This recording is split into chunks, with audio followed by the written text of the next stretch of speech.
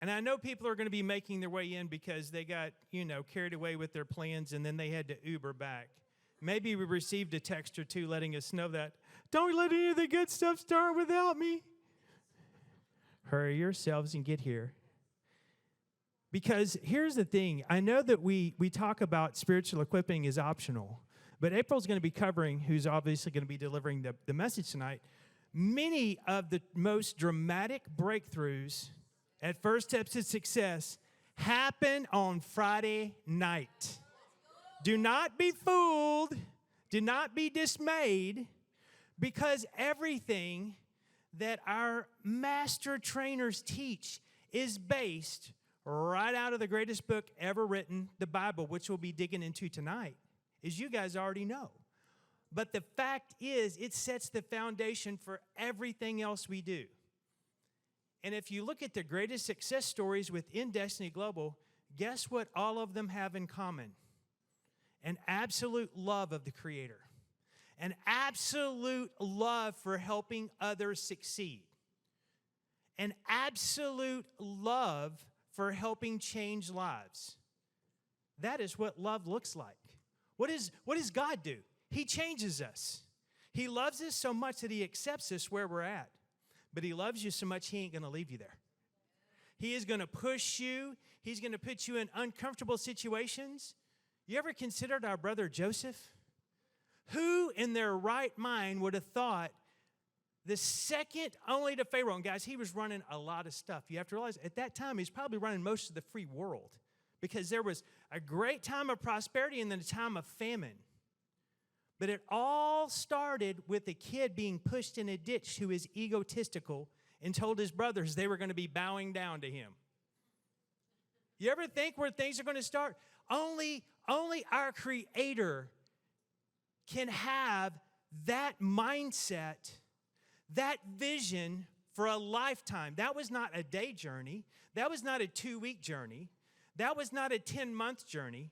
That was a lifetime experience to prepare him to save mankind. See, sometimes we put temporal things on God. I am one of them. I am a Ruby that you heard about today. I like things being done fast. Sometimes God doesn't like that. He wants you on a journey, because perseverance makes perfection. And Lord knows, none of us pray. Don't go be praying for perseverance in your life, because He'll give it to you in doses.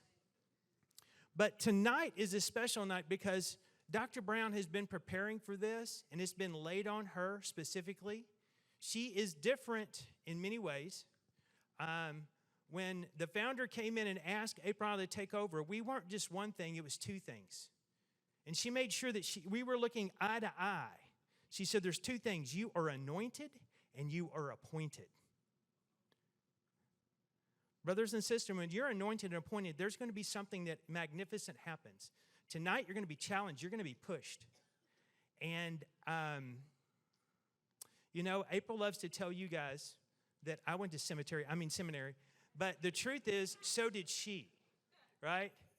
And she was probably by this time a better student than I was, because I was ready to get busy. I just had to have that certificate, because at the church we went to at the time, that was what I needed, because I was ready to go. I was sure God was calling me into ministry in 1999. Well, He did. After I finished, He said, you're going right back to the marketplace, and you're going to minister through leadership, changing lives. I don't need you in a church. We have enough of those. They're on every corner, and they're not making money to change lives and feed the poor who actually go home at night, don't have anything to eat.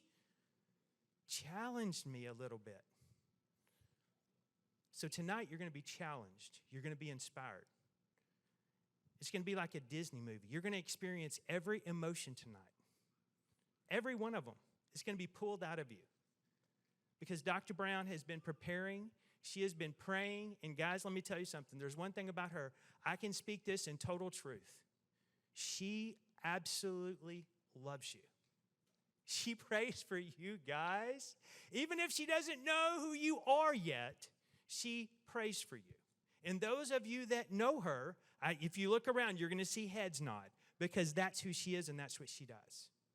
And so without further ado, I want you to welcome to this stage, get to your feet. Let's hear some excitement. Let's hear some enthusiasm because Dr. Brown is bringing it tonight. Chad, cue the music.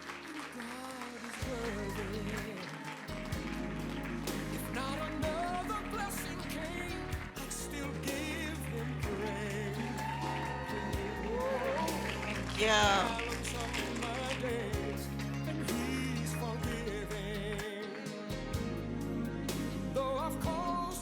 Thank you so much. I am so excited for tonight. I am so excited. Chad, do you have that other song? Can we, I want to start us off. What have we been talking about? What did we start off this morning? What do we? Limits. Stinking thinking. Ego, which limits us. What is are y'all kind of seeing a theme that we've had some different themes. Last was about the game, right? Playing the game, playing 4 quarters. This year is breaking off all limits. And we talked about that we have some limits that limit us. And do you think that there's some limits that actually limit us spiritually? You think that there's some limits that actually limit our relationship with Him?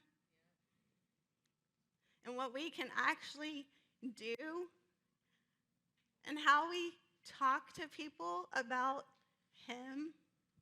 Anybody have some insecurities about that sometimes? Sharing our stories, sharing our faith. Anybody ever had some struggle with that? What if it was all of it, not just our businesses? Because I think we're a whole person. We're spiritual beings. And we are made to have a personal relationship with our Creator.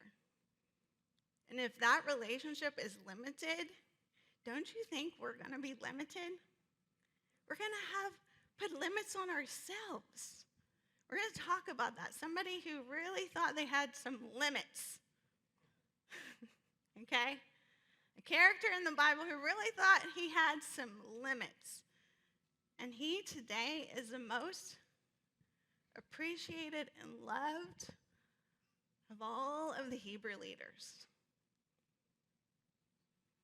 So I want us to start with this song. And I want y'all to think about what your limits are.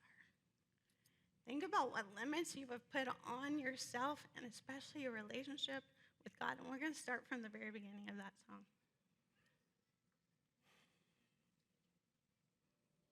No, not this one. That's the last.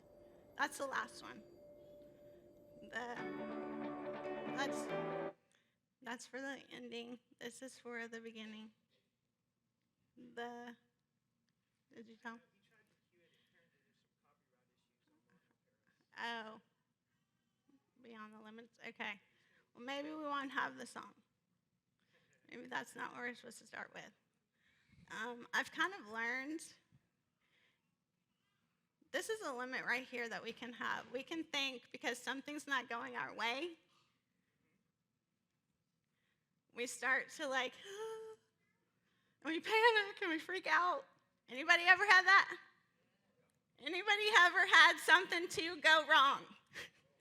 And you start to panic and you freak out. It's supposed to go this way, not this way.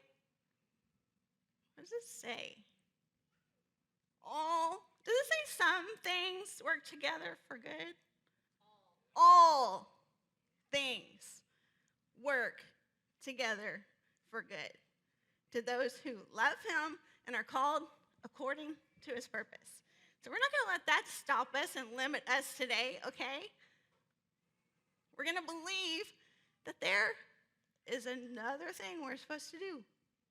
We're going to trust. We're going to believe that that's not a limit for us. I want to talk about today right now, anybody who has something that they really have on their heart of what they got out of their day? Anybody? Ken Brown? Oh, well, I'm going to take him the mic. Oh, I thought you were going to tell us something that you got out of the day. Something you got out of the day. Raise your hands. Let me see some. Naomi. She raised her hand first and then. So today in the forgiveness session, Jackie talked about there's this part of your brain that has no logic or language. So when he started talking, I felt this emotion come up, and I was like, okay, so I'm crying. Usually, when my husband asks what's the deal, anyway, just like, why am I crying? I don't know why I'm crying, but I just kept going back to that place. And the question was, and I was like, so who am I not forgiving, or who do I need to forgive? And it was very clearly my mom. And I was like, God, I've forgiven her so many times. And it was like, shut up, Naomi, can you just listen? And I was like, okay, so just feel. And so I kept feeling that emotion. And so I said, okay, I'm just going to stand up. And I received the words of Carmen's mom. I'm sorry, I don't know what her name is. And she came to me and she told me two things. And that was the breakthrough that I needed to release my mom entirely. And she said, the first words she told me was, she said, I want to say, I'm sorry for all the words spoken over you. And only God knows, and I've never spoken to that woman before. And it spoke so directly to my heart. The second thing was, she said, I'm sorry I never helped you process grief. So when I was 7, my 13-year-old brother got killed, and my mom was 3 months pregnant, and her 13-year-old son just got killed. And I never had anybody to walk with me. That's where this, just the whole abandonment issue came so clearly into my heart, was in that moment. And so for her to speak those two things, and I'd never spoken to her, but I just wanted to say thank you, Jackie, for explaining that whole thing of without logic and without language, but to not run from those emotions, but to allow them to come up and then step into it and just let God show you what he wants to. So thank you. Aww.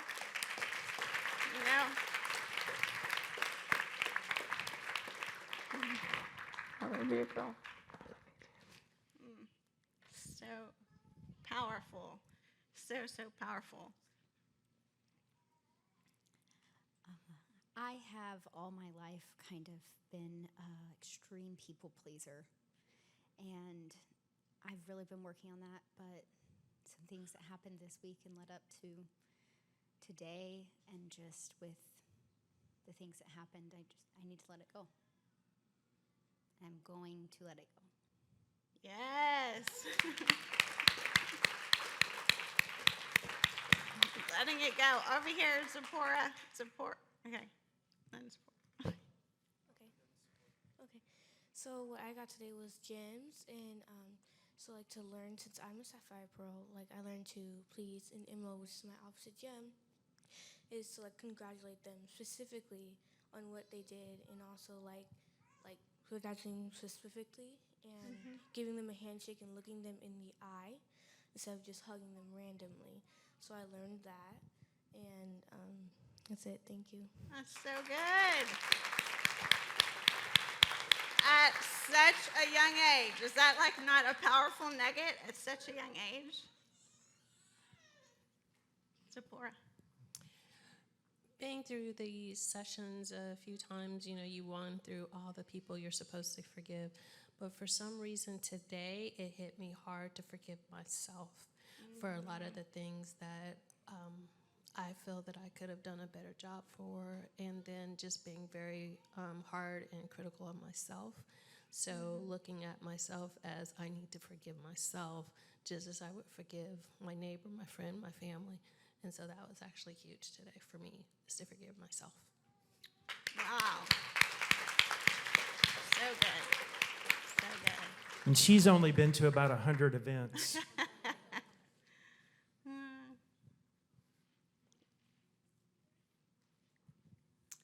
Hi.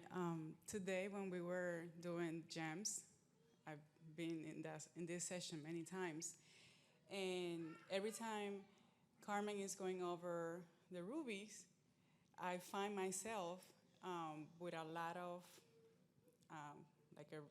behaving like a ruby a lot. And I realized because I live with 3 rubies in my house. So I have learned to adapt. And then I told my husband when we went upstairs, I said, babe, every time I hear the description of a ruby, I always find myself, that's me, but I'm a pearl. And I said, you know what? I had a breakthrough today where I'm glad that I've been able to learn the good traits of a ruby, and combining that with my pearl is a privilege. And then he said, well, that's what makes you a powerful pearl. And I said, because I'm driven, I go, sometimes I find myself burned out because I looked into what needs to be done, the goals, but I'm also thinking the purpose behind that, and that's what drives me. Yeah. So I go all in, and that's why I'm able to be successful.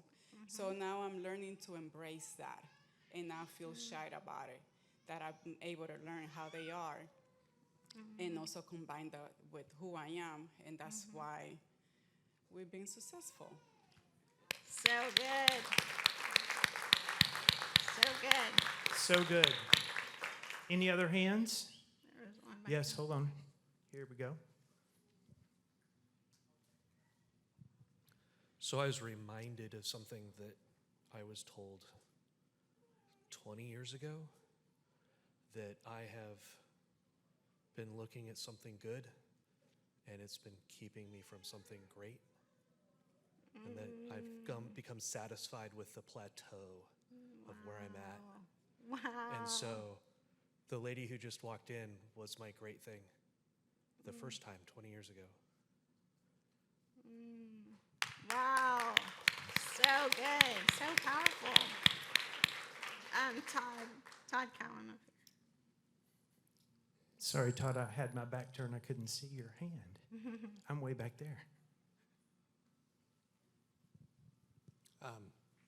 So when we do that exercise, and the women stand in proxy for a hurt, well, even before that occurred, I had written down what I needed to forgive my mom for. And I've done it many times here, but I never, ever approached my mom about it because I was like, I don't know, that's a bit scary.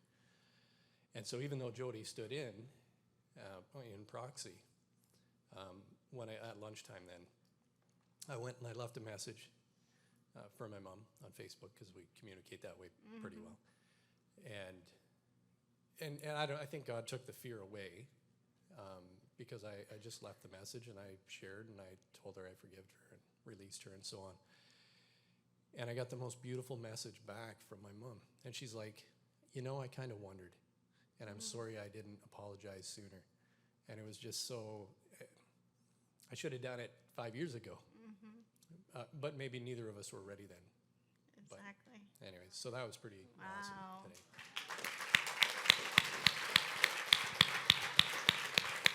So good and so powerful. Do we have any more? We do.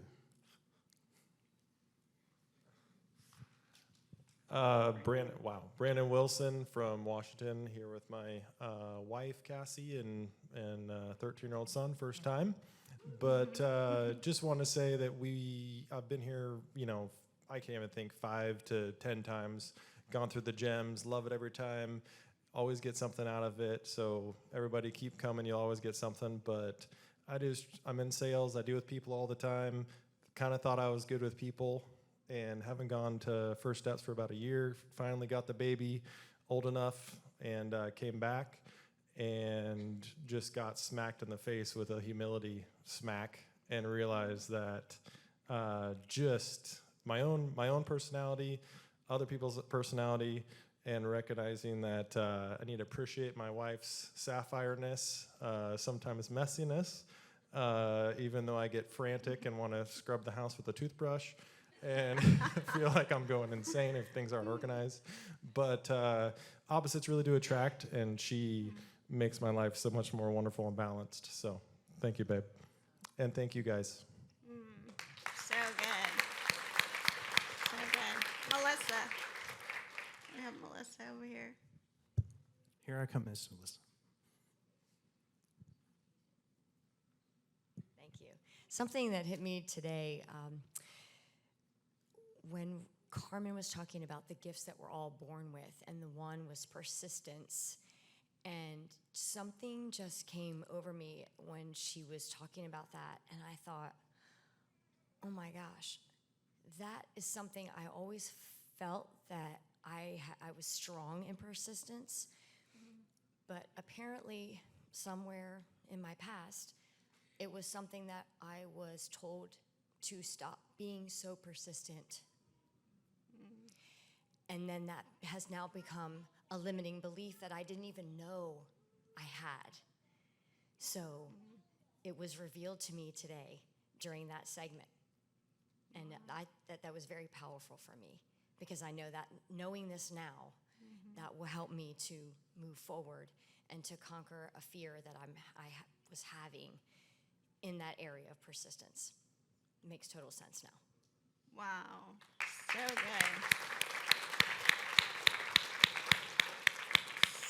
So good. So good. Guess what, Dr. Brown? What? Sometimes we order our steps, but he directs our path. And guess what Mr. Chad got for you? A song. Got a song. But before we do that, I forgot to do something again. I'm going to make Miss Ratchford very happy, because I have a few Bibles. If someone would like to have a Bible, I will pass them out. Actually, I have Sandra help me. We'll pass out some Bibles. Okay? Here's one more. So I have mine. Are we going to find him when we're uncomfortable? When we're outside of our limits? Listen, we have natural abilities. Anybody have some gifts and natural abilities? You have some natural skills? Anybody? Y'all have some, everybody, right? Has some natural gifts. They have some natural skills. They have some natural abilities. They were born with it. It's innate. It's inside of them. What we don't have is supernatural abilities without him. So he takes our natural abilities and he takes it up a notch, and another notch, and another notch, until all they see is our natural gifts, our natural abilities, but we're just instruments of him. If we're using our natural abilities and within our own limits, then it's us. And we can do it. We can do it our own. Anybody think they can do some things on their own? They don't need. Come on, am I the only one? Come on, am I hitting some things here? That we think we can do some natural things. We think we can do them pretty well. We're pretty good at it. We got it going on. We got some gifts, we got some talents, we got some abilities. And we can go do it all day long with our eyes closed. And that's not where we're beyond all of our limits, because there is a design inside of us. There's a calling inside of us. And it's not inside of these natural abilities. It's taking those natural abilities and it's going up a notch. It's going to another level where when people see those natural gifts and those abilities, they know they know that that has to be God. Because it's beyond your own natural gift and limit and ability. It's beyond that. It's to another level. And then he gets the glory. Where he was the designer. Because, it's kind of like a sculpture. And it tells us in the Bible that he's the potter and we're the clay. And it's like you have this sculpture. And even the gems, what you're talking about, right? The gems in their raw form, they don't look like a lot. They're nice. But they don't look like a lot until they get chiseled and they get, all the things that need to go in that a jeweler, is it a jeweler? I mean, doesn't the jeweler just put it in? Anyway, there's a gemologist, that's it. That does all of the things that they need to do to make these gems look so beautiful that you actually want to put it in a ring or a piece of jewelry. You wouldn't put that rock thing. Maybe I would. Maybe some pearls. Oh, I like the natural way. But they're beautiful when they're refined, right? And then you put that, you think of a sculpture. And the sculpture is there, and the sculpture, does someone come up to the sculpture and they say, wow, look what that sculpture did to itself? Or what is appreciated when someone sees a good sculpture? The artist. You go to an art show and you go for an artist, right? And they display all of their artwork because you have an appreciation for the artist. You don't go for the sculpture. You go and you look at it and you appreciate the work of the artist. And that is what happens when we have our natural abilities and our gifts from the Creator and the designer.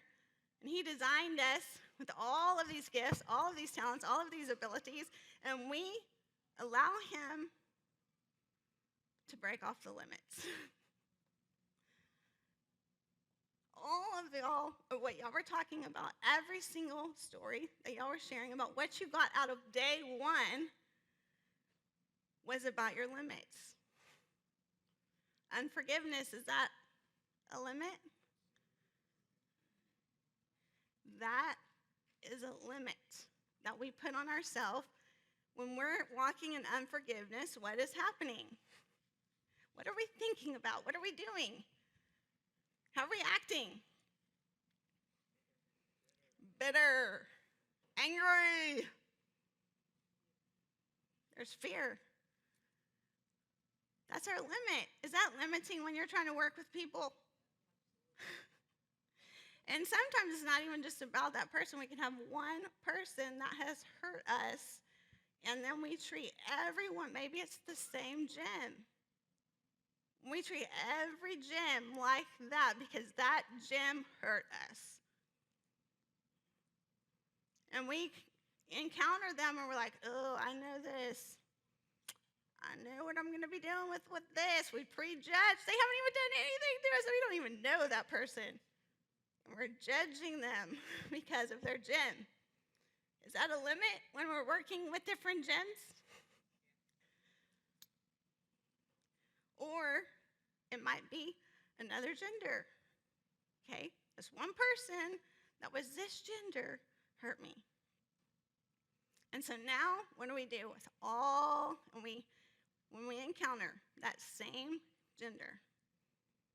We have those same feelings of unforgiveness and bitterness that we put onto them and project onto them, and they're like, whoa, they did nothing. But actually live and breathe and be created. And we hold that against them because of what we've held from the past. Those are limits. We had so many things of even that judgment of another gen that can even be what we attract. We're attracted to that person to begin with. Opposites attract, Brandon. And then those same things that you were attracted about and day in and day out, those same things grind on you. And you're like, why can't you be more like me? Is that a limit in your household? Does that create a limit in your marriage? That's where we get our limits. And that's why this training is so amazing. Because it takes all of these things that we don't do every day. Well, we need to process these things continually. And we might have done it. It is a process. Refinement is a process. It's a continual process. It is a consistent, intentional process to become who we were designed to be and to break off the limits, because those limits are sneaky. They're so sneaky. And we don't even realize those limits are, we're getting these limits. We're getting this stinking thinking. And we're continually programmed by the world with this stinking thinking. One of the biggest obstacles and limits that we can have is being offended. Being offended. We get so offended so easily. Anybody see this day and age? Everything is offensive, and we're just like walking on eggshells. What are we going to say? What's going to be offensive? We have the control of whether we're offended or not. We get to choose that. Did you know that? We get to choose our attitudes continually. And these little attitudes, they just sneak up on you. Because our thoughts just sneak up on us.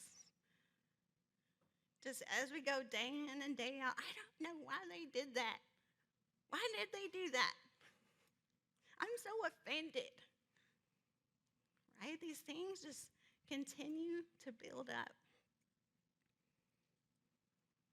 And the thing is that we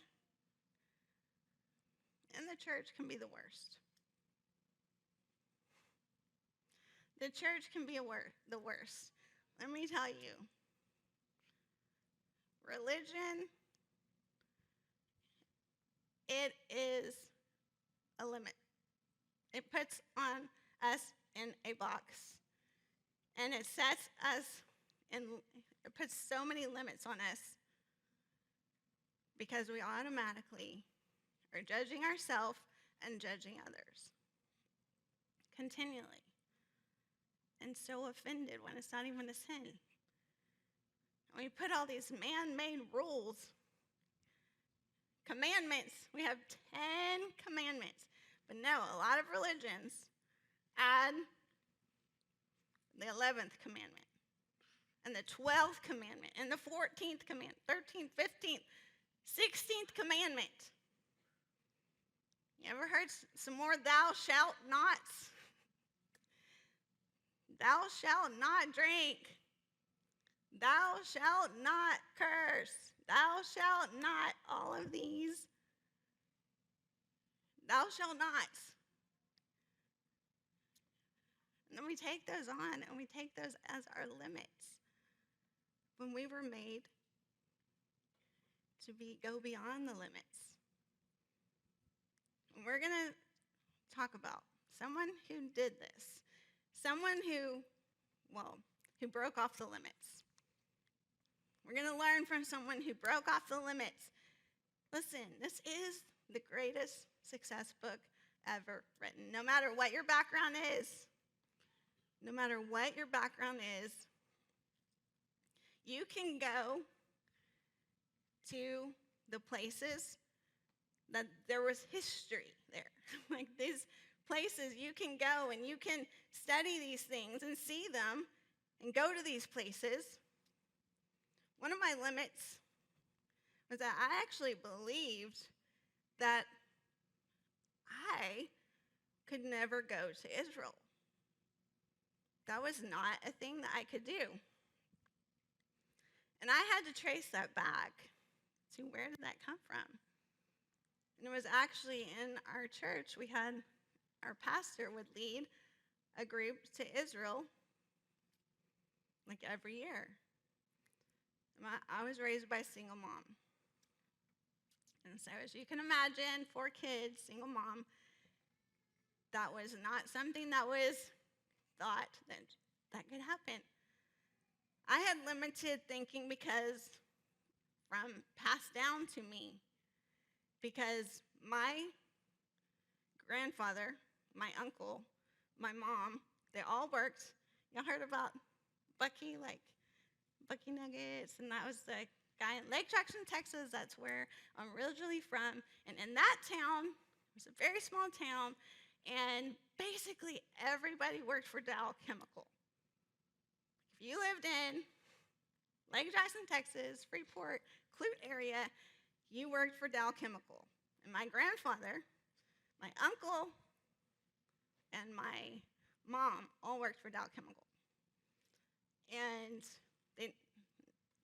that was just kind of what I kind of also thought for a long time that probably what I would do, right? Because how do you see a way different when that is what you have seen?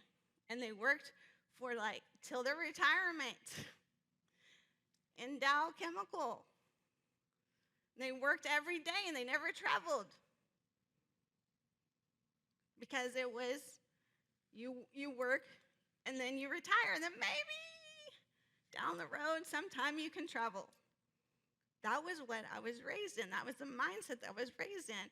And so my mom would continually, as we would hear about these trips going to Israel, she would say, oh, that would be a dream of mine to go to Israel. But we can't do it. We can't afford it. And so that was a limited belief, even though we had the means. I never thought I could possibly go to Israel. And I've been to Israel twice. My first trip to Israel, I actually took a picture and a poem, and I put it on the western wall in memory of my mom. I never got to go to Israel. And breaking off that limit of generational limits that had been put on. And so sometimes it's not even ourselves, it's generational things that we believe because that's what our parents did, that's what our grandparents did, that's what our great-grandparents did. And we believe that that is the life that we are meant to have. But I went to Israel. And you can go, you can literally go, and you can see the people where they're buried. You can go in and you can see where they're buried. You can see Abraham. You can see Sarah. You can see Isaac. You can see Rebecca, where they're buried. They know that they're buried there. You can see Jacob. And you can see Rachel. And you can see Leah. Like, you can go to their burial. This is historical. This is not what some people might say. It's just a myth, right? Like, this is real. You can go there and you can see the ancestors of our faith. And the thing is that means that these stories are from history. And I want you to know that you can't go see the character that we're about to read.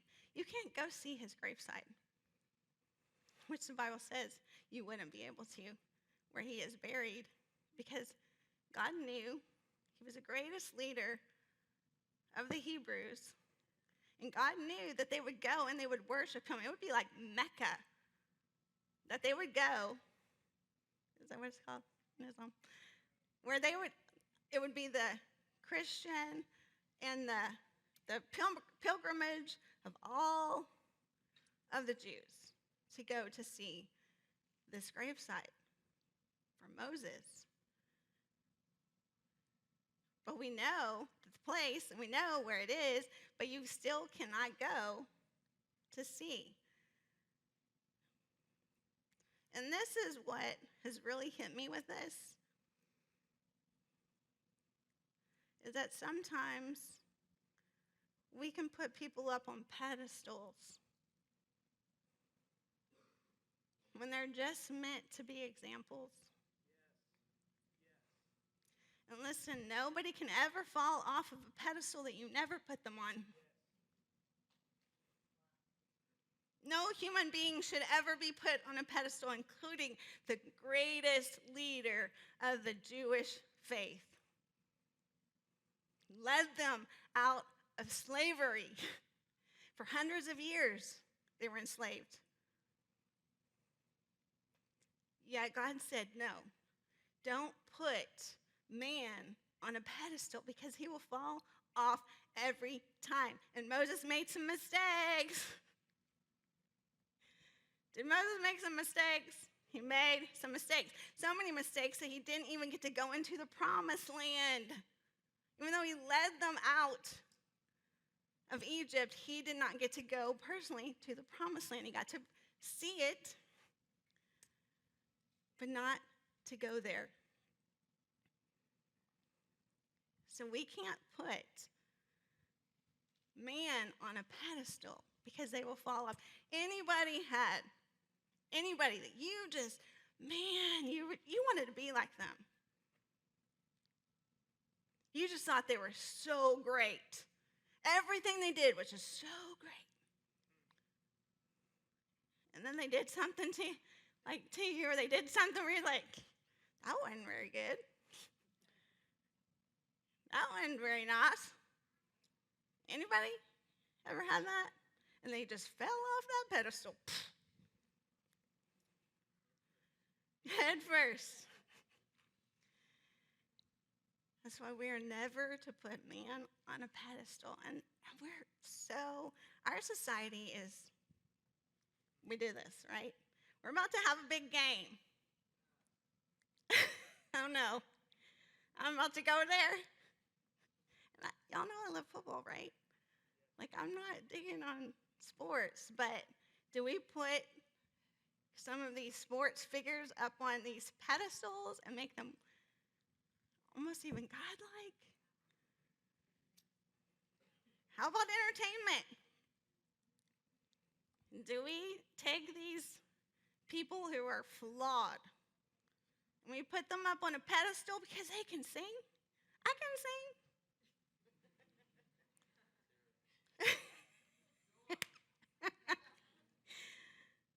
But it's because they can sing, because they have a natural ability and they have a skill that was given by whom? And we're going, and we have that statue up on its, when you go into a museum, and the statue, it has this statue there up on a pillar, a pedestal. And that statue stands there, and it's grand. But it's not made to point to the statue. It's made to go, wow, look at that designer, that creator. So when we see somebody with those gifts and those natural talents and abilities that they've probably gained some skill of how to use it in a way that draws people in, how to write songs so that people like it. They've learned how to sell it. They've gained these skills, right?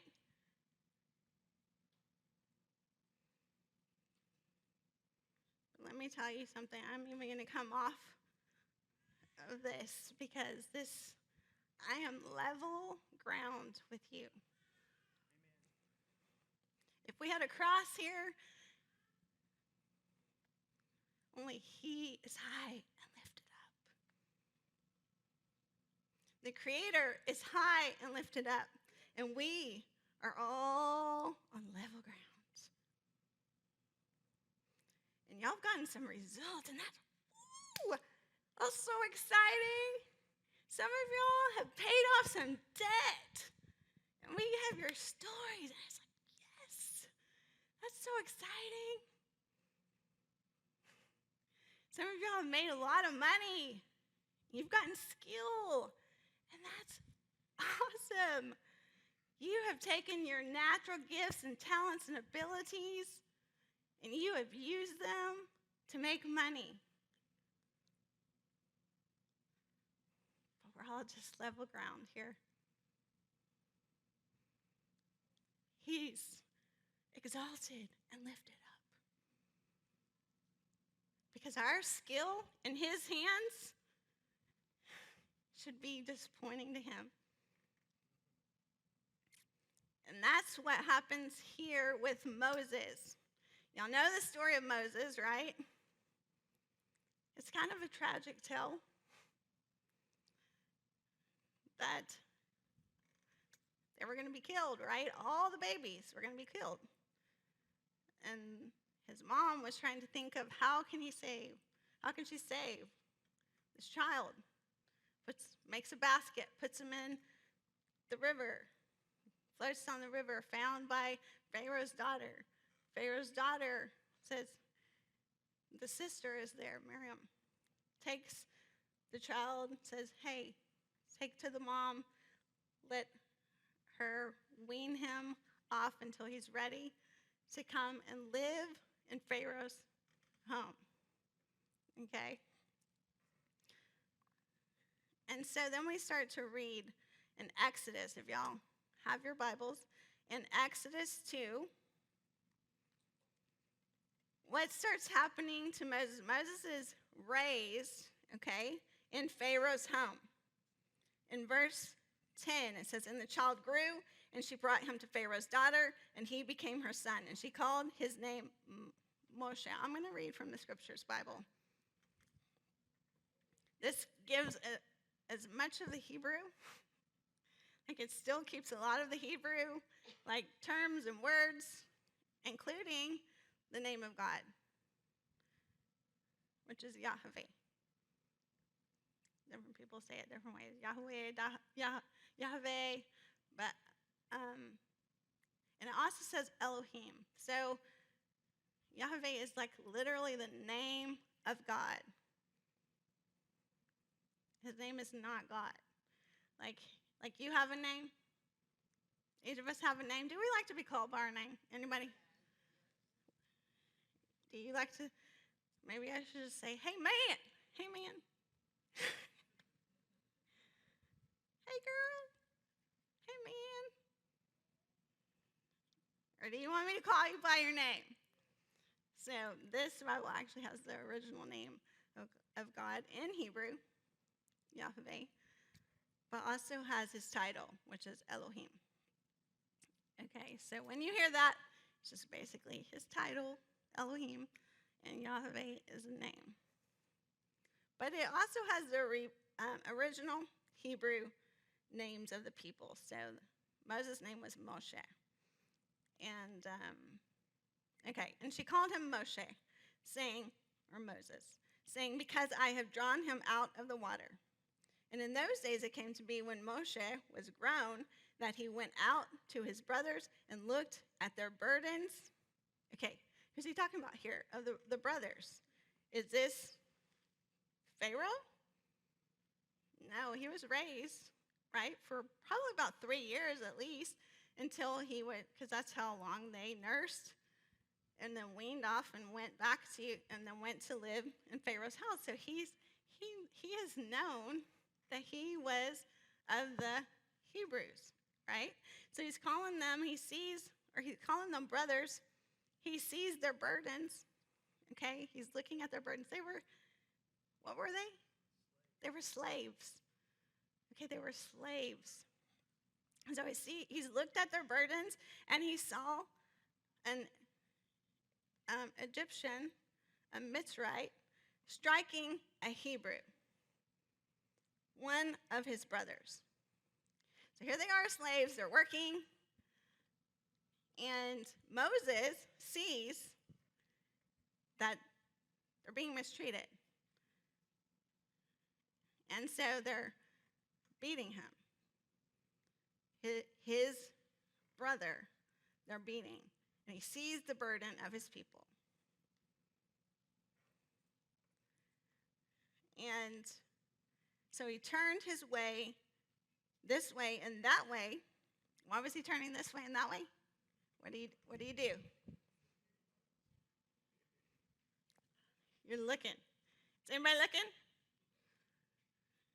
Nobody here? Nobody sees?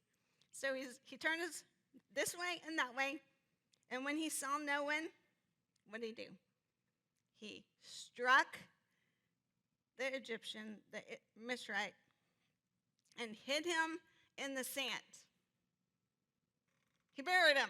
It's like he hit him a blow that actually killed him, and he buried him.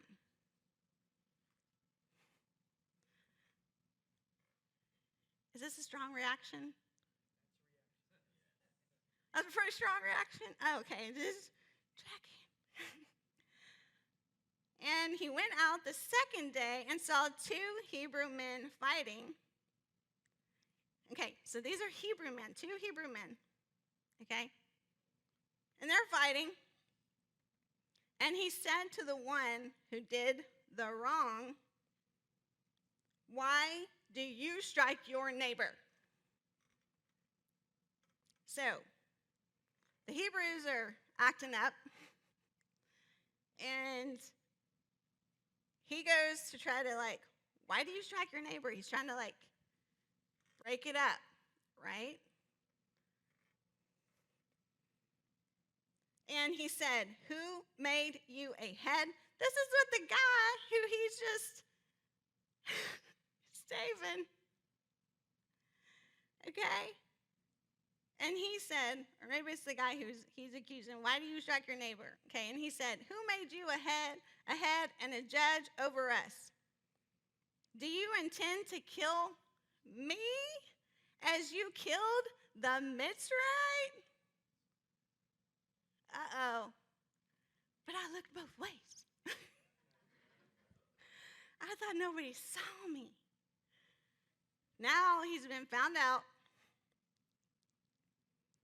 He's like, "Do you intend to kill me as you killed the Mitzrite?" And Moshe feared and said, "Truly, the matter is known."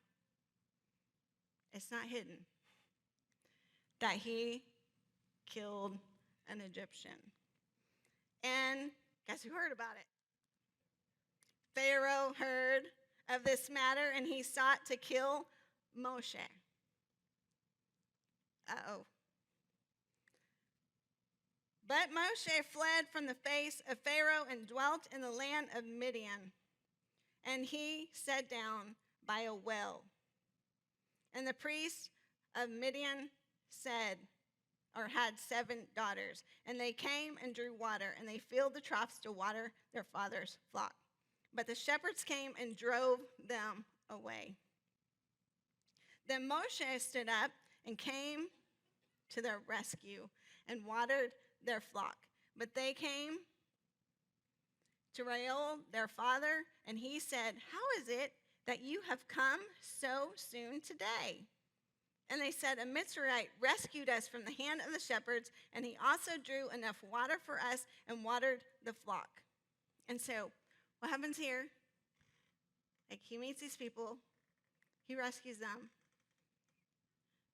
And they're telling their father about it. And what happens is that they invite him to come. And let's just read this part. And Moshe agreed to dwell with the man, and he gave Zipporah, his daughter, to Moshe, and she bore him a son. Okay, so now they're living with with this daughter he marries and the family. Okay, and what does he become? In chapter 3. And Moshe was shepherding. He was shepherding the flock of Yithro, his father-in-law, the priest of Midian.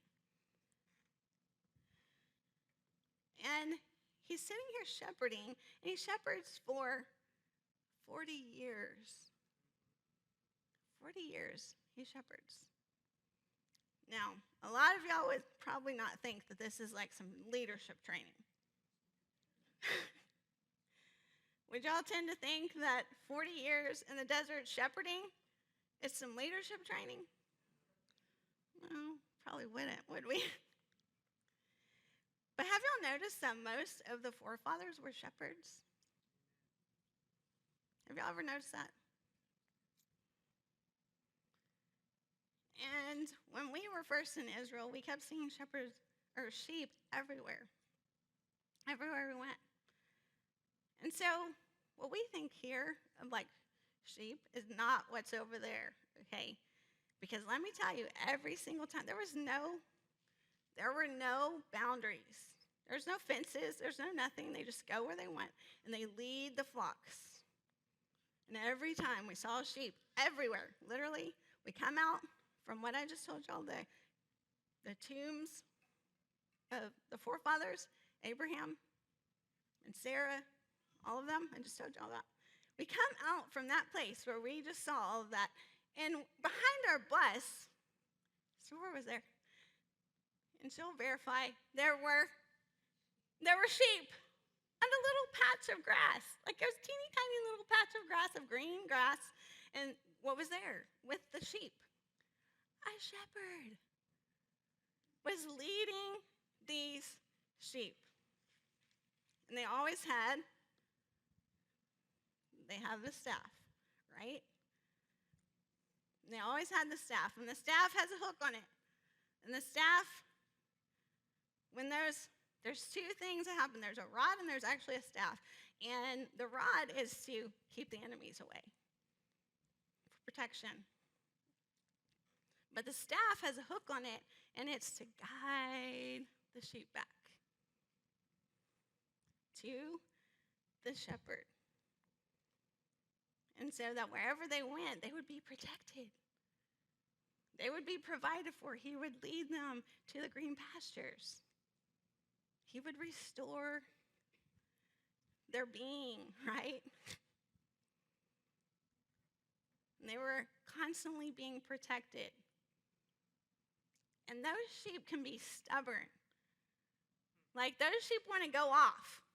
They don't know that they need the protection. And they don't have fences there. I just told you, they don't have limits. They're limitless. They can go anywhere they want. They would go to the green pastures. They would go wherever. They would go up on these, like we would literally see them, up on these cliffs. Like climbing up on these cliffs, and there would be the shepherd with them. And they never went where the shepherd was not willing to go with them. He was with them always. Do you think that might be some leadership training to learn? And what they would have to do sometimes to sheep? Have y'all ever heard that story? Like, sometimes even the lambs, they'd have to break their legs. And you put them up on them so they would he could carry them. The shepherds could carry them. They had to care. They had to learn how to care for the sheep. No matter if the sheep wanted to stray off and wanted to go off, they had to gently lead them and guide them back to the safety of the shepherd. We're going to see that this might come in handy when he's leading the Israelites. What we're going to see, maybe this was some 40-year leadership training we probably never thought about when he was there shepherding. Here he had been in Pharaoh's. Okay, if you would think that he would probably get some leadership training, wouldn't you think it would have been in Pharaoh's house? Pharaoh was a leader, right? Pharaoh led the Egyptians. But what kind of people was he going to have to learn to lead? Stubborn people.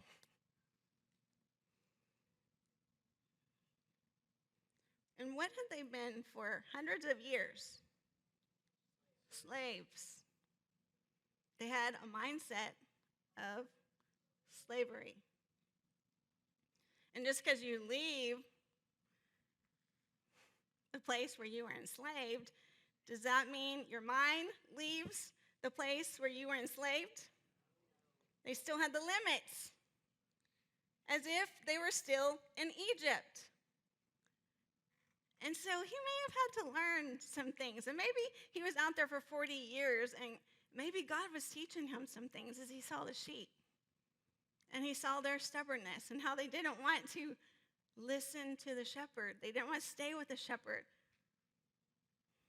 And so he was shepherding for 40 years. And then all of a sudden, and he's in the wilderness, he led the flock. So just like what I saw, like sometimes there was nothing around. And I'm like, where did these shepherds come from? I'm just like, there's no houses, no nothing. And they're in these fields that are like wide open. And there's nothing, like, I'm like, they had to walk like a long ways to get these sheep to this place. There is nothing around. They're leading these sheep.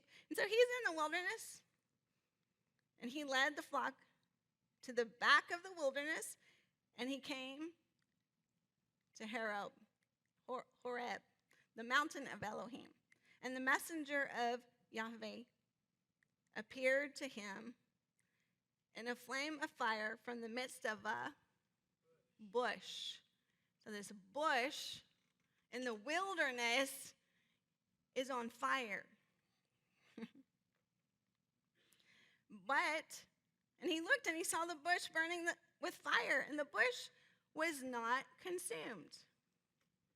Like, you know, have you ever seen something burn? You start to kind of see it, you know, it starts being consumed, right, by the fire. It starts to become ash. This was not being consumed. It was burning in the middle of the wilderness, and he sees this. And Moshe said, "Let me turn aside now and see this great sight, why the bush does not burn." Why is it not burning up? Y'all think y'all would be kind of like curious?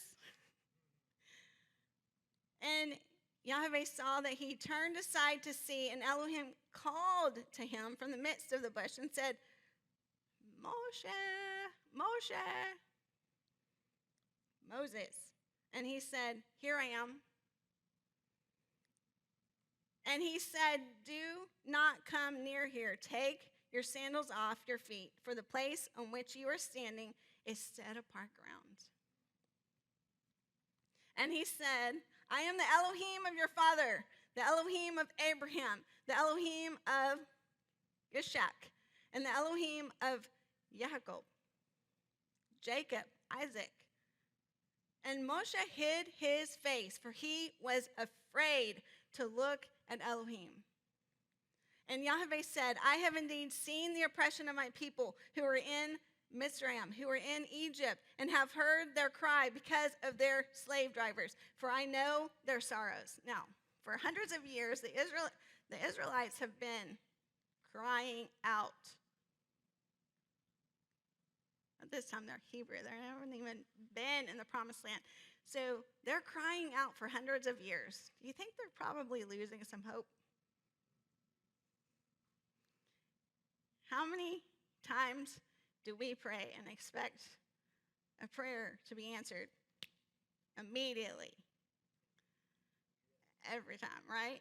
It's like, well, prayer doesn't work. We prayed one time. It's like, prayer doesn't work. Guess it doesn't work. Anybody ever said that, thought that? Okay, good. I'm not the only one. And Yahweh saw that he turned aside, and he called him, and he said, do not come here, take off your sandals. And he was telling him, I'm trying to find where I was. Okay, my people who are in, Mr. M. Yeah, I'm in 8. Thank you, Jenny. And I have come down to deliver them from the hand of the Mitzrites and to bring them up from the land to a good and spacious land. What? Like they have been, okay, what do you think that is going through Moses' head right now? I mean, there's probably, he was just like, okay, these people have been his people who, does he have some compassion? When he did that to the Egyptian, do you think that he probably was acting from compassion, even though it's probably a very harsh reaction, right? But it came from a place because it says he saw their burden, he felt their burden, and he wanted to alleviate their burden. It was crushing him to see. And so here's a man who has a compassion for his people. He reacts. Probably not. So he had to go for 40 years for some leadership training. Some leadership training we're probably not going to. Because what would Moses, with his former reaction, have done if God just said, go in there, Moses. Go get them. Kill them all, right? That was his reaction.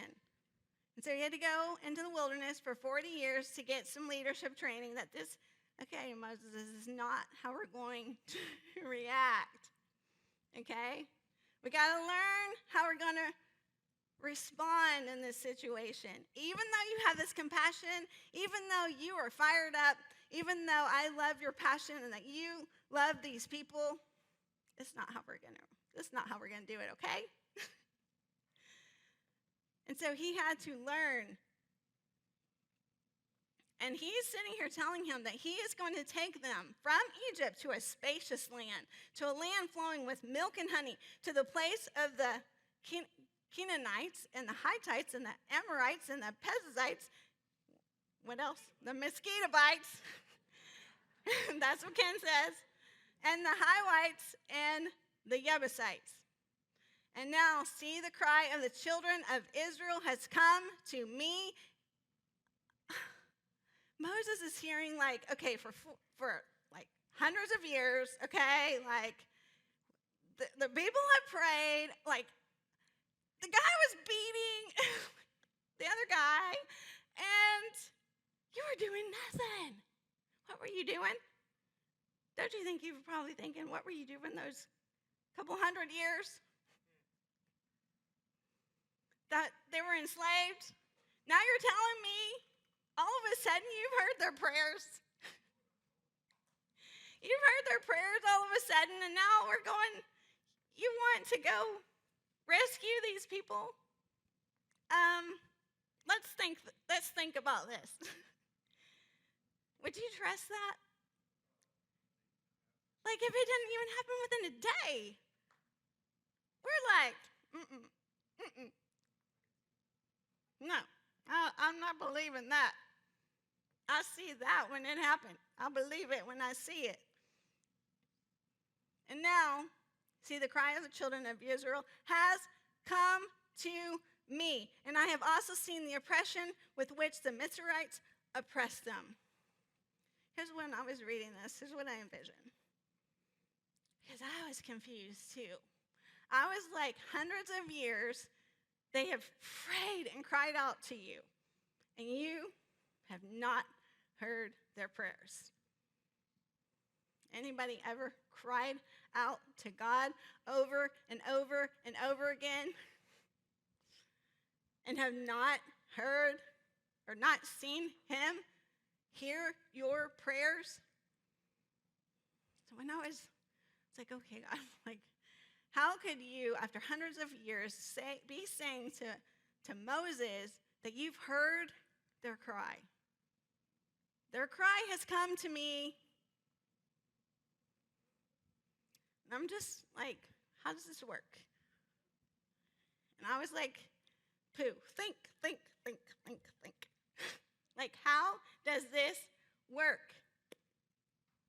And what I envisioned was like a cloud. And what happens to a cloud? The water goes up. It evaporates, right? Into the cloud. I'm not a scientist, so I'm not kidding. But I did pay attention sometimes in science, but it evaporates into the cloud, right? What happens? It keeps accumulating until it gets so heavy, so full, that what happens? It rains. What if that's what our prayers are like?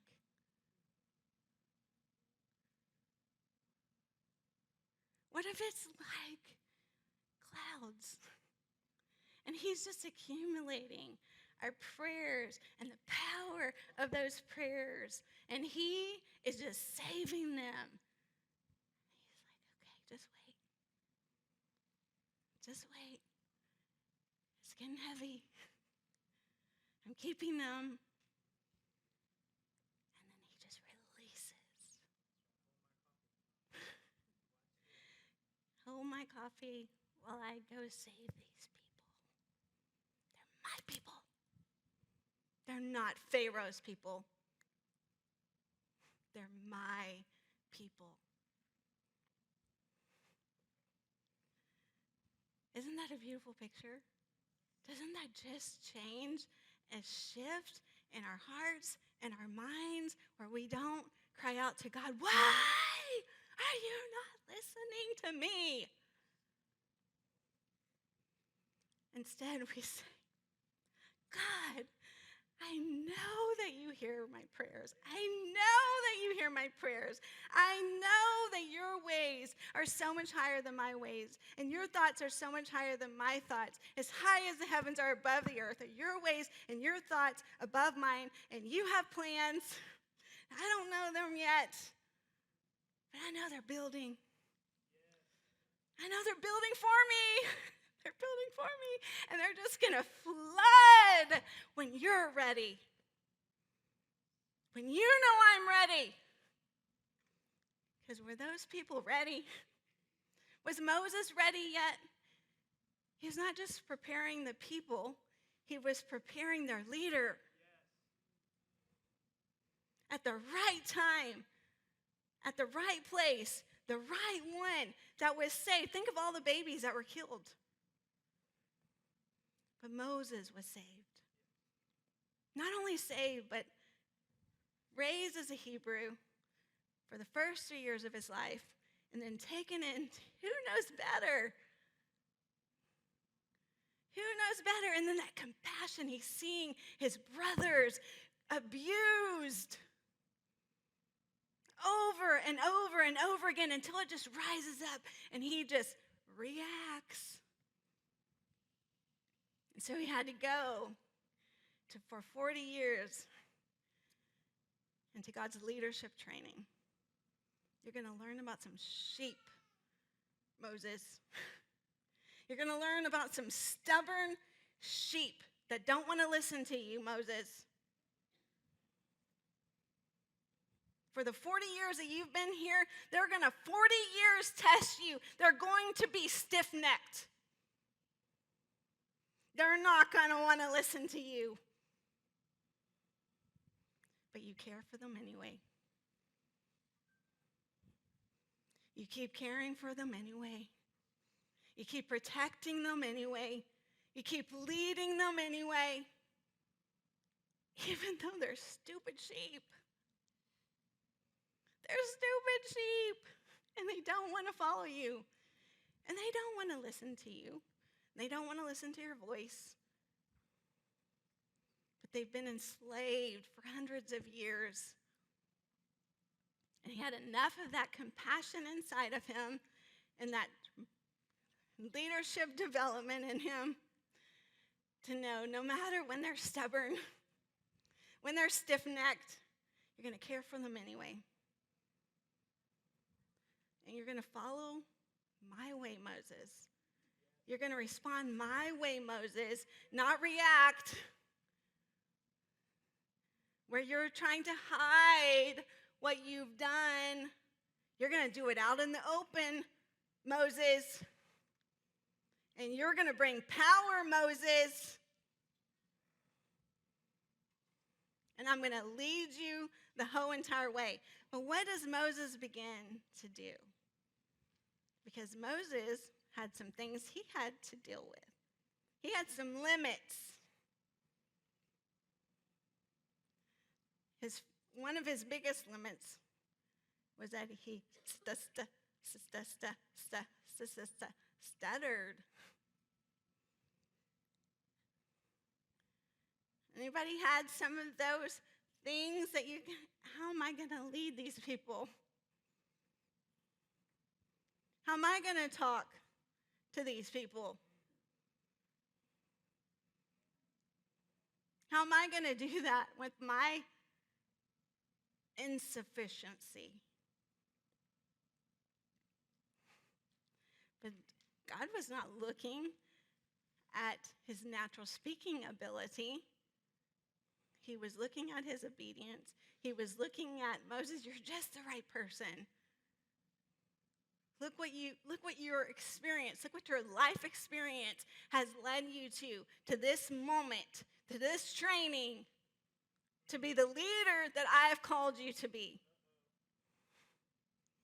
Your compassion for your people. There is no one better to lead, Moses. I have put all of this in your path to prepare you for this day, Moses. That's what God kept telling him over and over again. I chose you, Moses. Oh, but God, I don't know. And we go into the next chapter, and he begins to even say, how are they going to listen to me? And if they don't believe me, not listen to my voice, and say, Yahweh has not appeared to you. You hear some limits? You hear some insecurities? You think some of that insecurity might be from his past? I can't go back there. They wanted to kill me. So much was coming up, those limits in him that said, how are they going to listen to me? Anybody ever, who's going to listen to me? Who's going to listen to me? Anybody ever place some of those limits on yourself? Why are they going to listen to me? Who wants to hear from me? And Yahweh said to him, what is it that is in your hand? And he said, a rod. Okay, here's how else that this was 40 years of leadership training in the desert. He carried this rod. He knew what this rod was for. He knew this rod was for protection. How many times do you think he had used it against the enemy? How many times do you think he had fought off those things that came for his sheep, to protect his sheep. He was using it as an instrument to protect his sheep. So this was not just anything. This was like God speaking to Moses. Sometimes we need to look for those things, because if someone handed you a rod, you'd probably like, what am I going to do with this thing? Right? Because you're not a shepherd. He didn't use some instrument that Moses had no idea what this represented. He spoke to Moses directly. What do you have in your hand? A powerful question to Moses. That wouldn't mean anything to me. But to Moses, it meant something.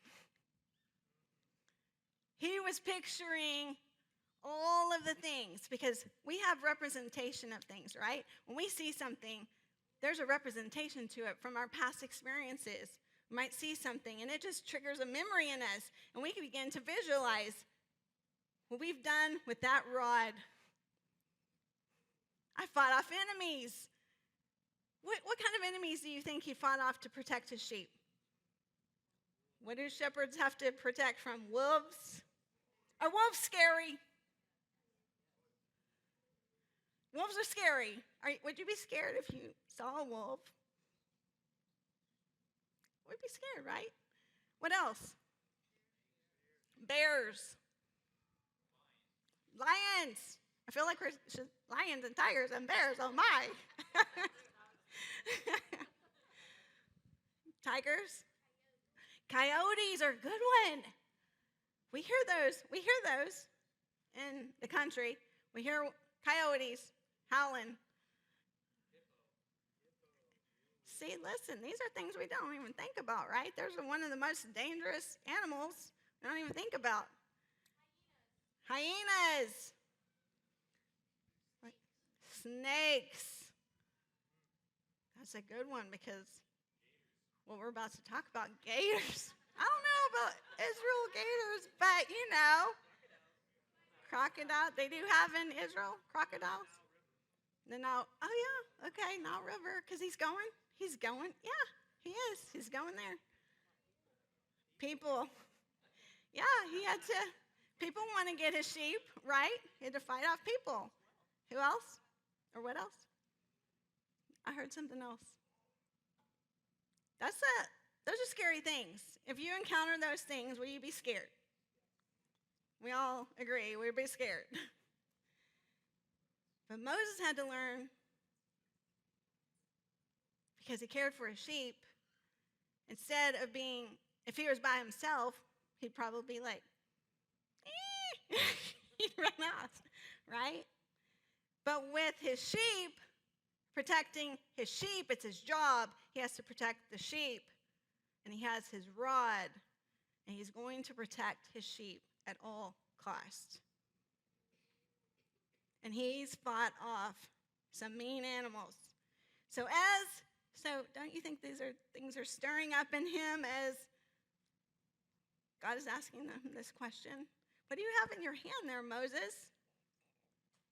What is he saying to him? Moses, what have you been fighting off all this time? You're ready, Moses. I'm giving you the tools. You have been prepared. You know how to fight all this stuff. You know the enemy. You know how to fight. You're equipped. You're strong. He's also taking his focus off of his insecurities.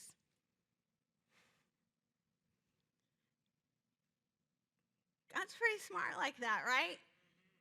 He's taking his mind. Let's just look at the rod, Moses. Yeah, don't look at your insecurities. Don't look at your stuttering. What have you been doing? In my leadership school for 40 years, I've been preparing you, Moses. You have every tool that you need. You are prepared. You are strong. And he says, a rod. What do you have in your hand? A rod. And he said, God said, throw it on the ground. And he threw it on the ground, and it became he said it became a snake. He threw it on the ground, and it became a snake. And the very thing that he'd probably fought off to protect his sheep, right? So once again, training ground to prepare him. Moses, why are you're not going to be afraid of a snake, are you? You fought off snakes. No fear here, Moses. You're prepared, Moses. And so he threw it on the ground, and it became a serpent, and Moshe fled from it. See what I was just telling you? Like, if it's by himself, because the rod was what he was holding, he was using the rod as his crutch. As long as I have the rod, and the rod had to be thrown down, and now what does he want to do? He wants to run away. Well, what does God say? And Yahweh said to Moshe, reach out your hand and seize it by the tail. So he reached it out his hand and took hold of it, and it became a rod in his hand again. Taking authority. It's not the rod, Moses. I put the rod in your hand, Moses, as an instrument. It's a tool in my hand, in my power, in my authority. Nothing can get you. And that, so that they believe. Okay, so he's like, he brings it back, and it became a rod in his hand, so that they believe that Yahweh, Elohim of their fathers, the Elohim of Abraham, the Elohim of Yitzhak, the Elohim of Jacob, has appeared to you. So he's telling him, this is so they'll know that I sent you. That the same God that was with Abraham, Isaac, and Jacob is the same God. And I'm the same God that is sending you. And Yahweh said to him again, now put your hand in your bosom. And he put his hand in his bosom, and when he took it out, and see, his hand was leprous like snow. And he said, put your hand in your bosom again. So he put his hand in his bosom again, and drew it out of his bosom, and see, it was restored like his other flesh. And it shall be, if you do not believe, if they do not believe you, nor listen to the voice of the first sign, they shall believe the voice of the latter sign. And this I believe that he was preparing him to believe with the plagues, that God could heal and protect them from the plagues. Because leprosy was one of the most severe of a plague that you could get during that time. Like, that was just, and he was showing him, I'm in charge. I'm in charge of all of these things, and whatever comes, it will be taken away, and I will protect you. I'll protect the people. These are signs, and you will show them, and they will know that I sent you. And he was empowered and knew the authority that he walked in. Okay, and so we flip over into Numbers, and here we begin to see, okay, we all know the story, okay, that he went, he talked to Pharaoh, he used the rod, he kept saying, let my people go. They had all the plagues. He finally, at the last plague, which was the oldest to die, that he let the people go. And the people took all of their stuff. They had the Passover meal. They prepared flat bread, basically, that had no yeast so that they could go quickly. And they went and they had put the Passover lamb on the doorpost, and they went and they all fled. They went to the Red Sea. Once again, they're like at a belief point, a crisis of belief. They're at the Red Sea. They had never seen a sea part. And they're at the dead end. And the Egyptians are coming. And what does he put out? He puts out his rod.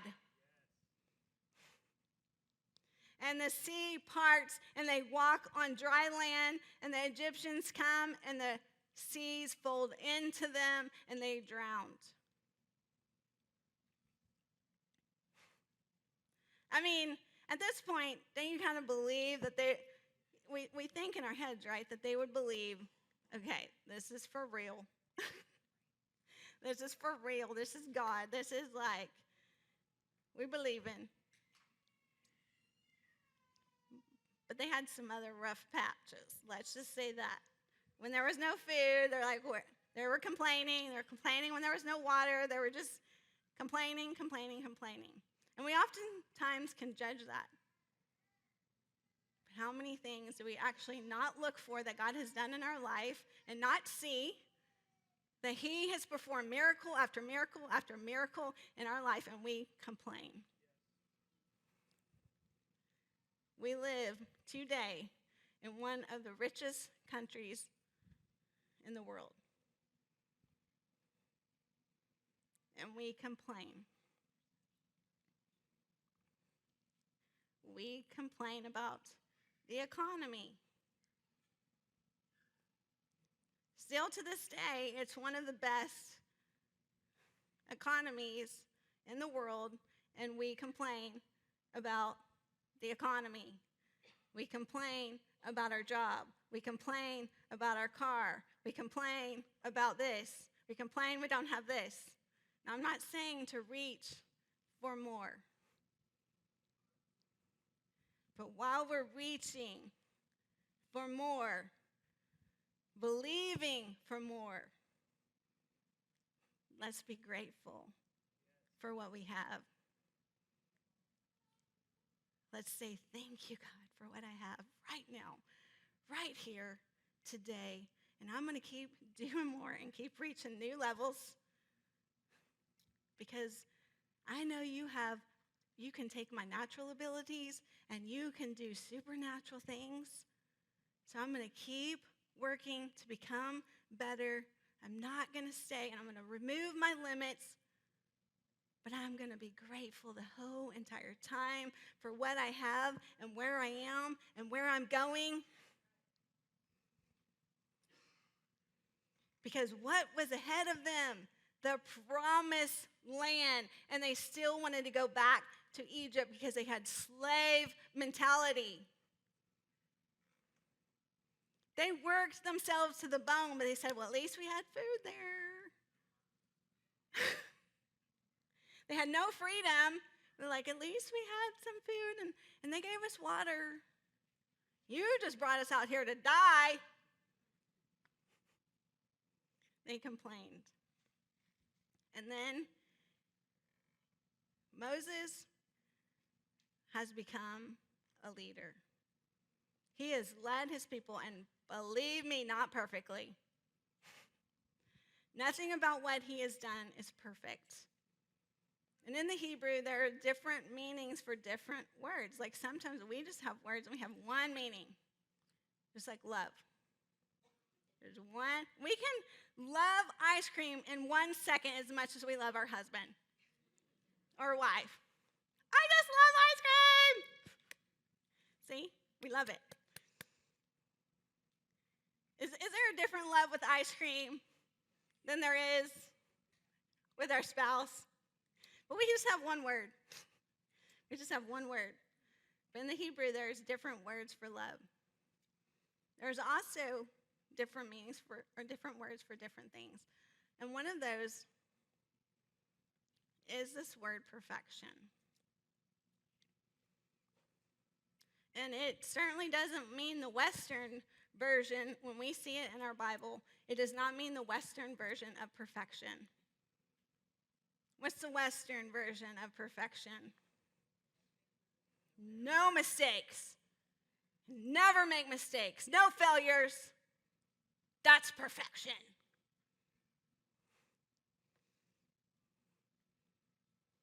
The word that describes for the Hebrew word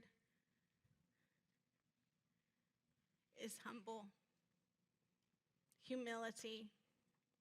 When we become perfect in perfection, we can be confident of this very thing, that he who began a good work in us will perfect it until the day of Jesus Christ. What do you think that are we going to become? Not until then are we going to become perfect. On this earth, we will not have perfection ever. But what is he going to do? We can be confident of this very thing, that he who began a good work in us. Has he began a good work in us? Yes. He's going to perfect it until the day of Jesus Christ. And that means that we take off our limits, and those are not the limits that we think we are, because none of y'all describe limits of, well, I'm just not making enough money, that y'all had today, right? Did anybody mention that? That they got that today of like, they just came to the realization that they don't make enough money. What were the things that, the limits that you had on your mind and yourself started? Most of them were unforgiveness. It's the unforgiveness can be why you're not making enough money. That's the root. Your problem isn't that you're not making enough money. The problem is that you have unforgiveness. What does it take for forgiveness? What is the key ingredient that it takes for forgiveness? Humility. Because what does not want to forgive? Our ego. Well, they did that. But when we realize, well, we have been forgiven, then we forgive others. When we don't realize the need that we have for forgiveness, then we're not quick to forgive others. We're quick to hold that wrong against them. And so here's a little trial that Moses had. There was somebody in the ranks that began to question, after all of this, everything that has been done, now they're deciding that they're going to question Moses' leadership. If he was called, if he was appointed to be leader. So they stirred up some others going around like, who does Moses think he is? Who does he think he is, that he's going to be the leader of all of us? We're all good. Why should he be the one that is called as a leader? Has Moses kind of proven himself by now that he's appointed and chosen by God to be the leader, to call them out of Egypt? Yet, here comes in the ranks, questioning his leadership. And his name was Korah. And he began to stir up, and they rose up before Moshe with some of the children of Israel, 250 leaders of the congregation, called ones of the meeting, men of name. These are prominent men in the community. And they're stirring up trouble, questioning his leadership.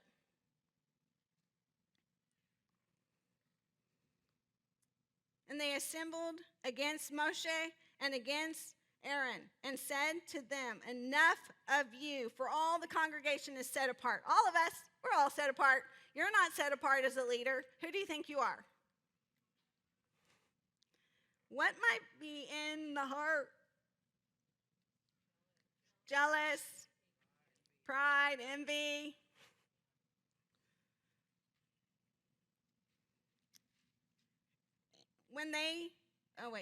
And it says, in the midst, why then do you lift up yourselves above the assembly of Yahweh? Why do you lift yourself up above the assembly of Yahweh? Well, let's see.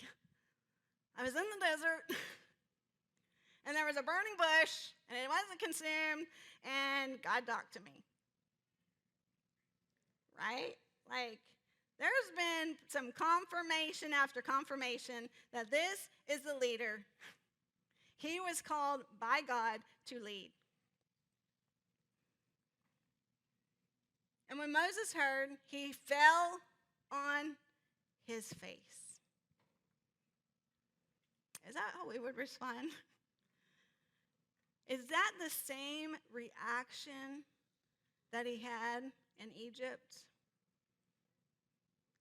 I think the leadership training worked, don't you? He learned some things in the 40 years of leadership training. And he fell on his face and spoke to Korah and all his company, saying, tomorrow morning Yahweh shall make known who is his and who is set apart, and bring him near to him, and let him bring near to him the one whom he chooses. Do this, take fire holders, Korah and all your company, and put fire in them, and put incense in them before Yahweh tomorrow. And it shall be that the one whom Yahweh chooses is a set apart one, enough of you sons of Levi. And Moshe said to Korah, hear now, you sons of Levi, it is little to you that the Elohim of Israel has separated you from the congregation of Israel to bring you near to himself, to perform the service of the dwelling place of Yahweh, and to stand before the congregation to serve them. And that he has brought you near to himself, and all your brothers, the sons of Levi, with you.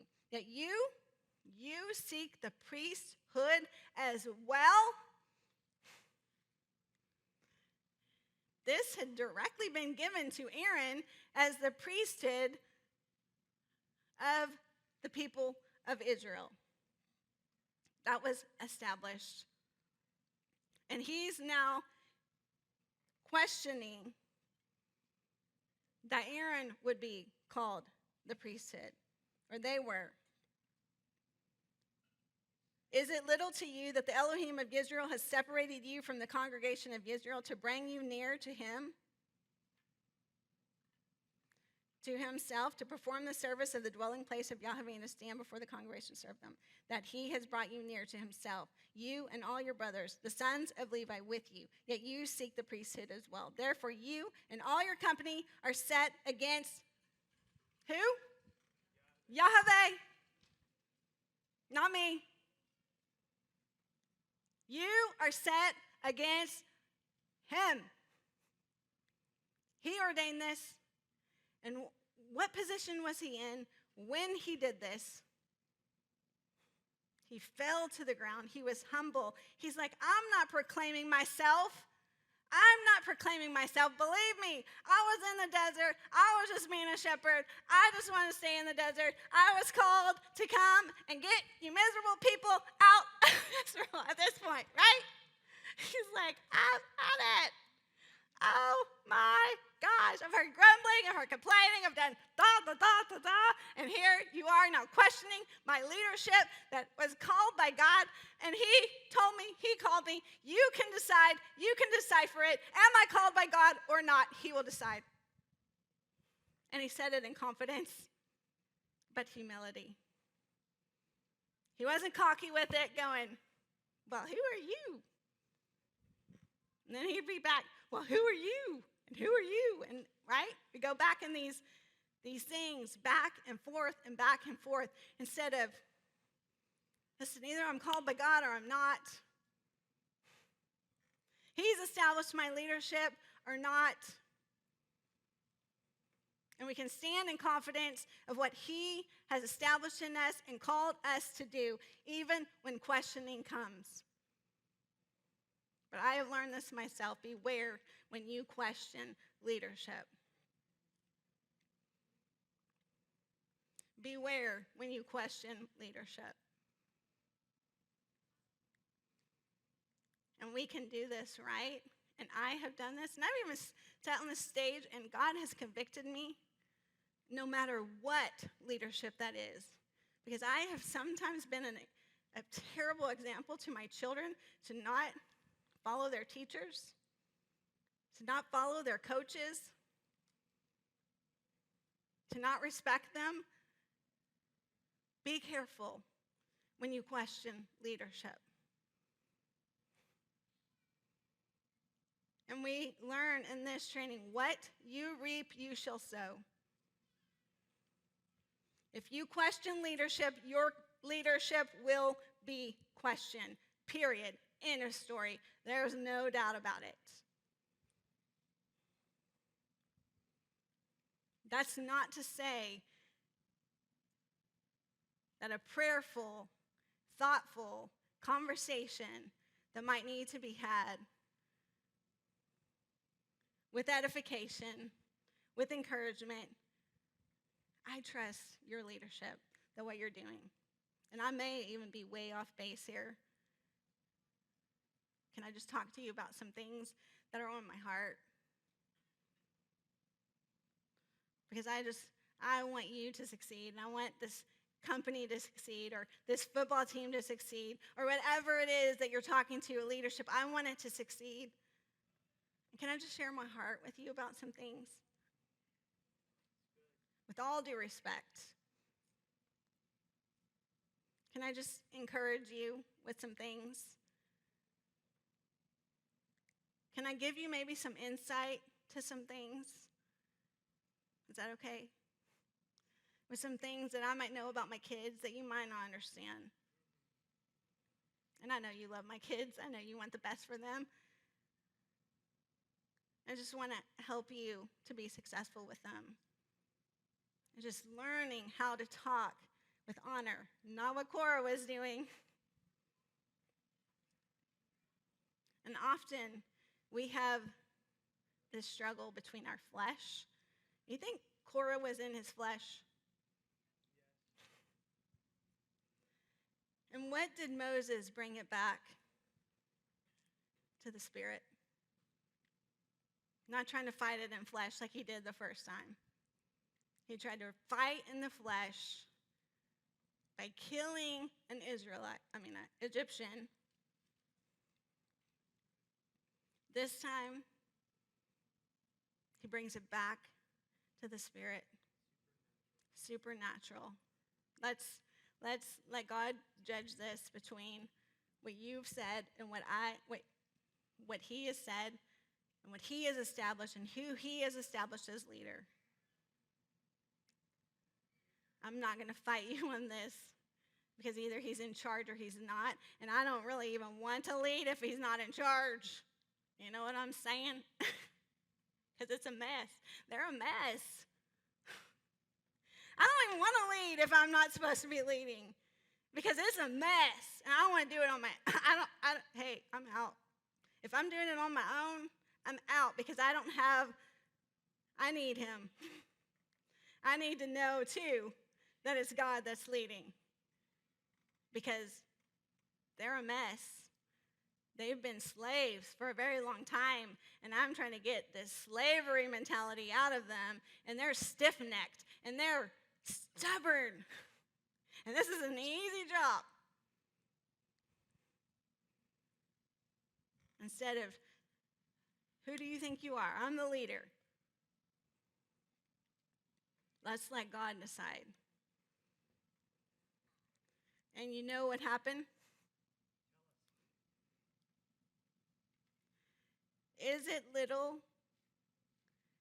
that you have brought us, let's see, and Moshe sent to call Dathan and Abiram, the sons of Eliab, but they said, "We are not coming up." So he's sitting there telling him, "You're not against me, you're against God." And he sent for two of the leaders, and they said, "We're not coming up." And he says, "Is it little that you have brought us," or they say, "Is it little that you have brought us up out of the land flowing with milk and honey to kill us in the wilderness, that you would also seize total rule over us?" Oh my gosh. Like the nerve. "Also, you have not brought us into a land flowing with milk and honey, nor given us inheritance of fields and vineyards. Would you bore out the eyes of these men? We are not coming up." And Moshe became very displeased and said to Yahweh, "Do not respect their offering. I have not taken one donkey from them, nor have I done harm to any of them." Then Moshe said to Korah, "Tomorrow you and all your company shall be there before Yahweh, you and they and Aaron, and take each of one his fire holder, and you shall put incense in it, and let each one bring his fire holder before Yahweh, 250 fire holders, and you and Aaron, each one with his fire holder." And each one took his fire holder and put fire in it and laid incense on it and stood at the door of the tent of appointment with Moshe and Aaron. And Korah assembled all the congregation against them at the door of the tent of appointment. Then the esteem of Yahweh appeared to all the congregation.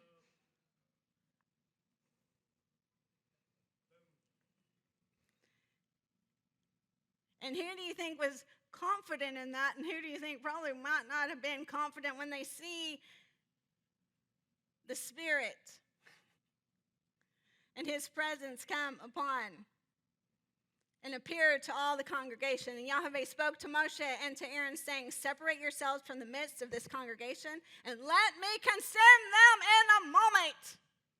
He would have just got out of the way and said, "Come on. Come on, let's be honest." He would have just gotten out of the way and said, "Come on." Fire coming. And they fell on their faces. What? And they fell on their faces, the leaders. Oh my goodness, that's not what I would have done. And said, "Oh, Elohim of the spirits of all flesh, when one man sins, are you wroth with all the congregation?" And Yahweh spoke to Moshe, saying, "Speak to the congregation, saying, move away from around the tents of Korah, Dathan, and Abiram." And Moshe arose up and went to Dathan and Abiram, and the elders of Yisrael followed him. And he spoke to the congregation, saying, "Please turn away from the tents of these wrong men. Do not touch whatever belongs to them, lest you be consumed in all their sins." Then they moved away from around the tents of Korah, Dathan, and Abiram. And Dathan and Abiram came out and stood at the door of their tents with their wives and their sons and their little children. And Moshe said, "By this you know that Yahweh has sent me to do all these works, and that they are not from my own heart." My gosh, if we could get this where we understand that he went from the flesh to the spirit, and he was operating in the spirit. He was like, "My flesh is dead. I will no longer walk in the flesh," because a leader that was walking in the flesh would never have sought to please save them. We continually want our enemies to be destroyed. Those who come against us, get them, Lord. And you know what? There's some verses in the Bible that actually gives, some ideas that you can do that. Some Psalms, right? Some David that was like, get them. Destroy my enemies. But they fell on their face and they cried out for them. And then they said, discern that this leadership is not from my heart. This was from him.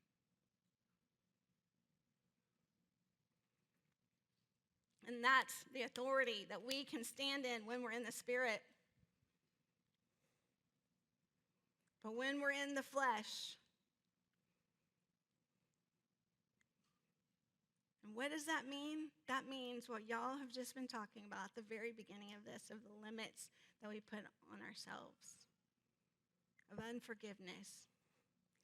Do you think that Moses had to work through some unforgiveness to be the leader, to stand there, to petition God for them, for their benefit?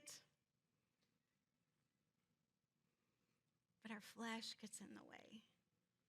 Our flesh says, destroy them. Look what they've done to me. Our flesh has a pity party.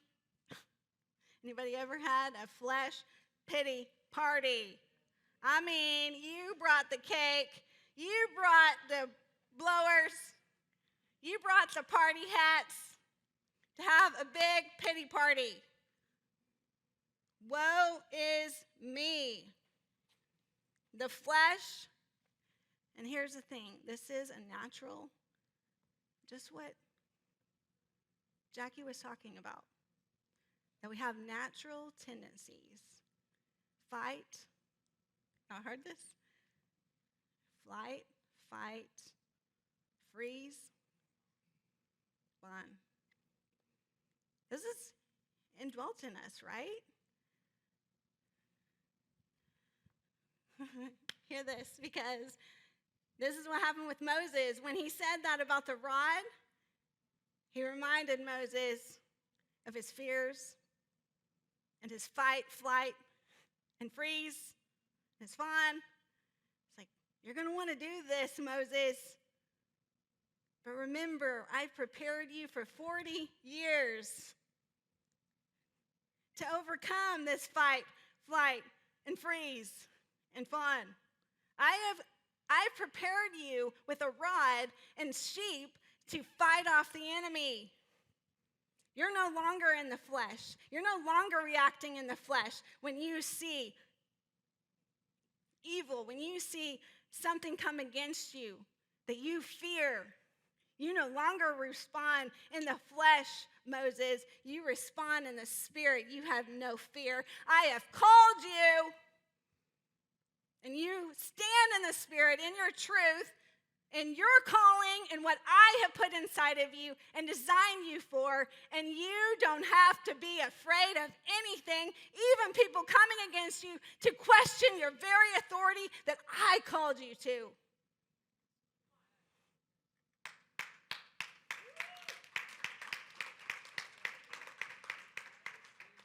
No longer. And so don't walk here and say, you know what, that exercise is just for in first steps. Do we need to continue to forgive and practice and walk in forgiveness? Do we need to continue to learn how to not react, but to respond in the Spirit? Where we get testy, right? Something comes up, and we get testy. And sometimes God wants to take us through those trials. What, did Moses have some trials? He took him through those trials so he could get those fight, flight, freeze, fun. There's a bear. There's a bear. It's actually our natural response, right? There's a bear. I'm going to run.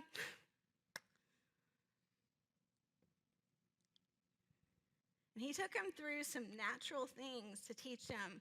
Moses, don't run. Stand, Moses. Stand and fight. I've given you every tool. I've given you every instrument. You've got a rod, Moses. Fight. Protect your sheep. He put compassion in his heart for the sheep. You think that that was getting out of him, where he would want to destroy the very sheep. The people, because they're his people. They're not Moses' people. They're God's people. And just like the sheep, where when they went astray, he didn't just, okay, bye. He learned the stiff-neckedness. He learned to understand that they're stiff-necked and they're stubborn. And you're going to love them anyway. You're going to have compassion for them anyway. You're going to have forgiveness for them anyway, because they're going to come against you time and time again. They're going to frustrate you. They're going to question you. They're going to complain about you and your leadership. And we're all going to have that. But we're going to learn to stand in the Spirit. Listen, with the Spirit, there is freedom. In the flesh, there is slavery. In the Spirit, there is truth. And you can see, he was standing on the truth. Not their word, not man's word. In the Spirit, we can stand on the truth. But when we're in the flesh, we say, oh no, they're questioning my leadership. Oh, what am I going to do? Ever had panics? Heart palpitations? We're in the flesh. Our fleshly reactions. I remember that what God did, and he told me that I was called for this, and I'm going to stand in this, in the Spirit and the truth. In the Spirit, we have truth, not the lies. We have truth. In the Spirit, we have peace. In the Spirit, we have hope. In the Spirit, we have joy. In the flesh, we have anxiety, we have fears, we have our fleshly responses or reactions instead of our Spirit-led responses. We have patience. We have that self-control. In the flesh, it is to always relieve pain or seek pleasure. Physical, fleshly pleasure. But in the Spirit, we know that does not satisfy us. It is short term. It is not long term. It will not give us the things that we can stand in truth and have that peace and hope. In the flesh, we just want to relieve our pain. We have ego gratification. Just give it to me quick. No patience. I can't wait on it. It's got to have it now. The microwave society. Give it to me now. The fast food place society. Give it to me now. Not with patience, not waiting on it. Our egos are fragile. Anybody have some fragile egos? Somebody just says something to you, just like your ego gets all like worked up in the flesh. Hate, bitterness, resentment, revelry, contention, deceit. It all feeds the ego, which in the end, in the flesh, is always offended. Easily offended. Moses had to learn to not be easily offended. Do you think he was offended? When they're questioning his very leadership, whether he was even called to leadership, after everything he had been through, does it feed our ego? Or does it help us grow and refine us to be in the Spirit? It's either feeding our ego or refining us. Where we can be stronger, we can have strength. Our spirit is our true identity. This is our true identity of who we were designed to be. And all the things that are not of our identity that we try to put on of what society says we should be, what society says we should do, what our mama said, our daddy said, our brother, sister, aunt, uncle, teacher said about us, that we came into agreement and alignment that has nothing to do with our identity, that was the flesh. This is the spirit. Our true identity, who we were designed to be, the Jen that is inside of us, who we were created and designed to be. Listen, the flesh is flattery. And we like flattery. Give me flattery. Let me tell you, and you know when it's flattery and it's like literally from the Spirit that speaks to your soul. One that feeds your ego or one that feeds your soul. We try to teach here where you learn to speak in a way that feeds someone's soul, not flattery. Flattery is to get what you want. To get something out of that person of what you want, you get flattery. Edification is when you're speaking, not for what you can get, but what that person needs. What does that person need to hear that's going to fill their spirit, that's going to make a change in them of knowing and understanding their very identity of who they were designed to be? Flattery will lead you astray. The big shiny object that leads you astray. And we can have discernment. We can feel it in our spirits. We can discern the flattery from the edification. And listen, we've all done flattery. We sit here and we're thinking of the people, right? That have done all this flattery. Oh my gosh, I know that person. They just give all the flattery. We've all flattered to get what we want because we have natural desires. We want pleasure. We want these things. And we want people to meet our needs. This is a natural human desire. And what comes out of the flesh is bad fruit.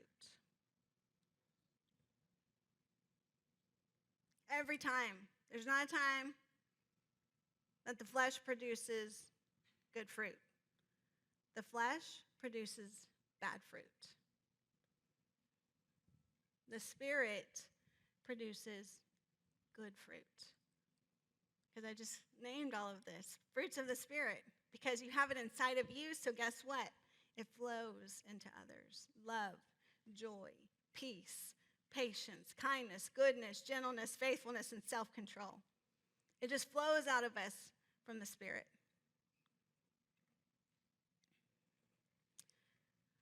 One more verse that we're going to put up here in Romans 8.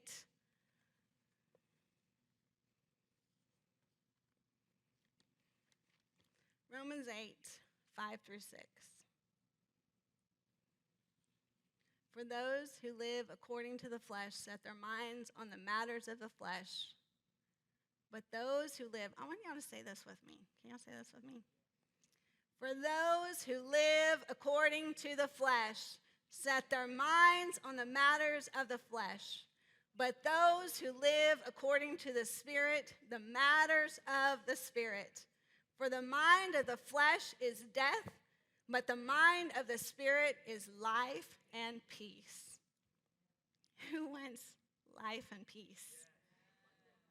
Abundantly, yes. Or we can choose death. Hard pass? Okay. And here in Romans 8, 7 through 8. Let's read it together. Because the mind of the flesh is enmity towards Elohim, For it does not subject itself to the Torah of Elohim, neither indeed is it able. And those who are in the flesh are unable to please Elohim. The flesh does not please our God.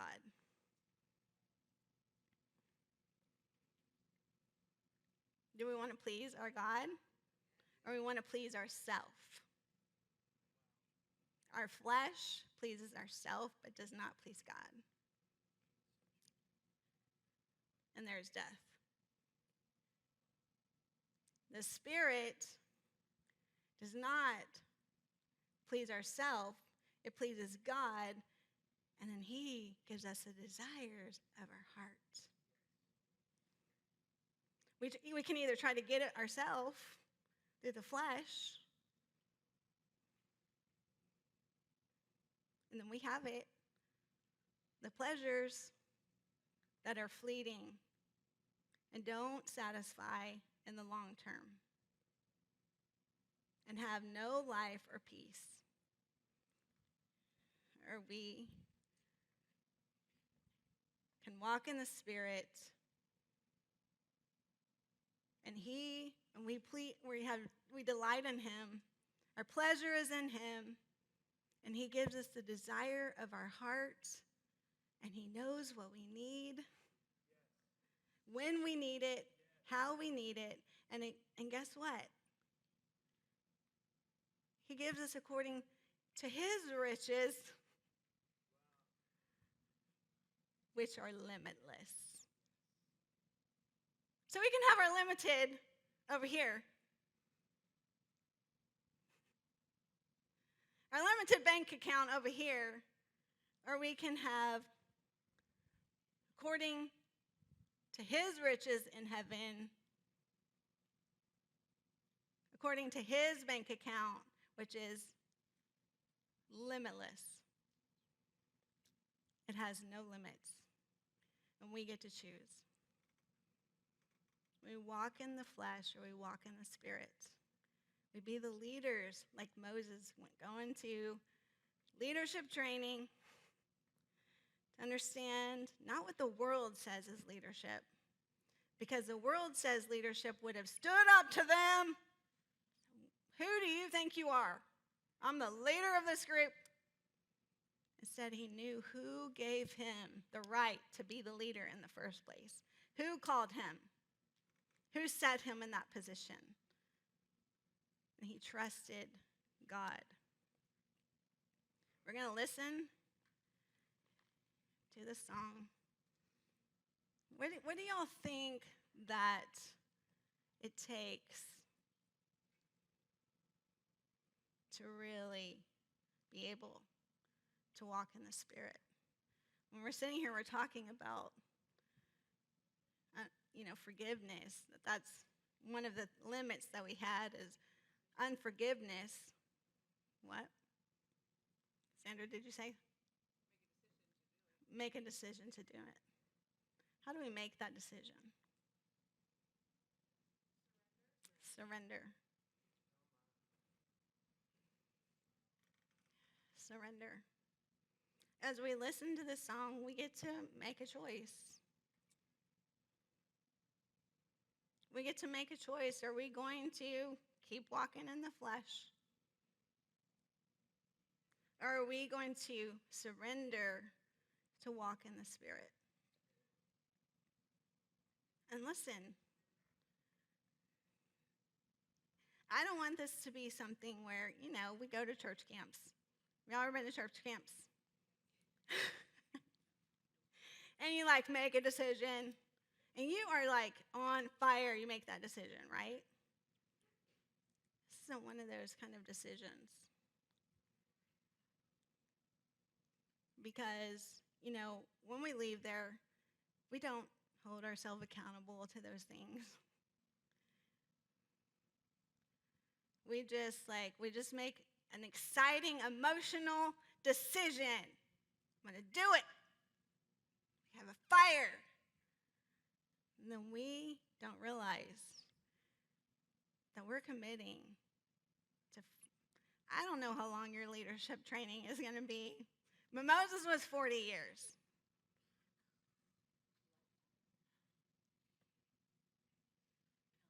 I'm sorry.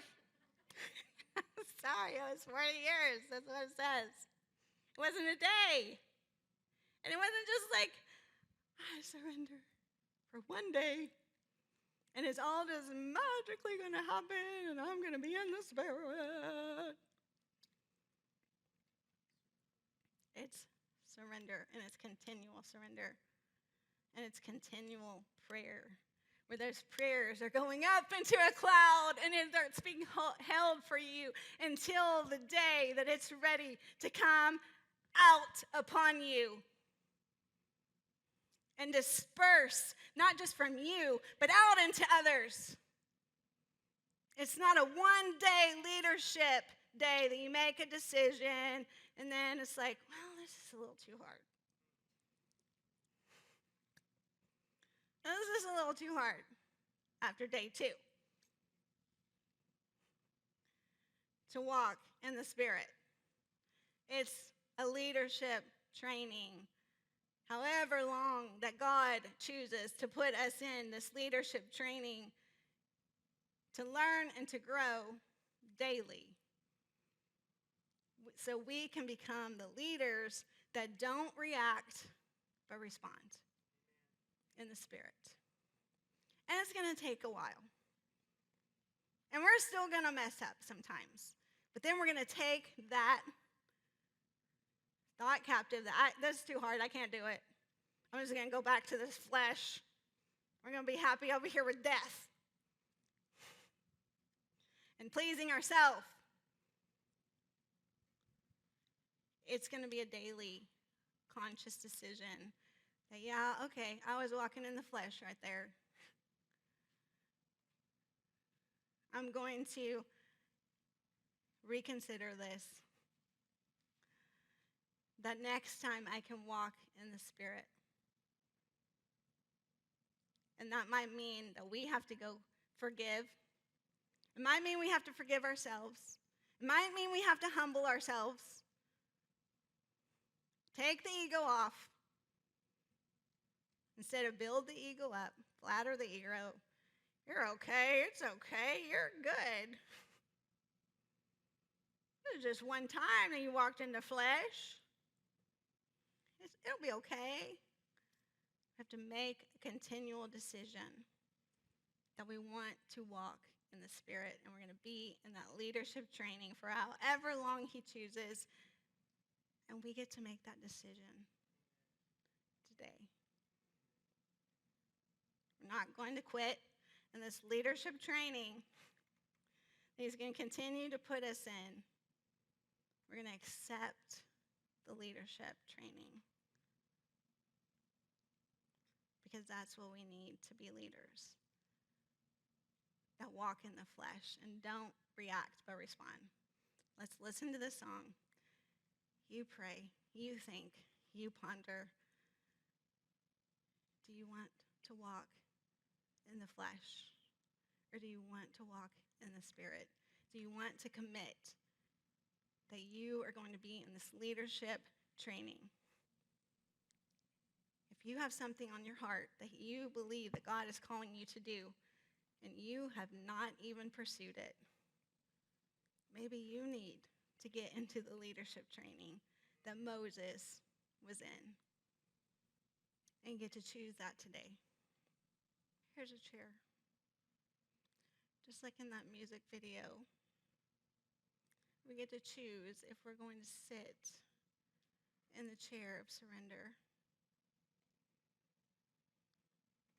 Are we going to walk in the flesh and continue to walk in the flesh? Or are we going to walk in the Spirit?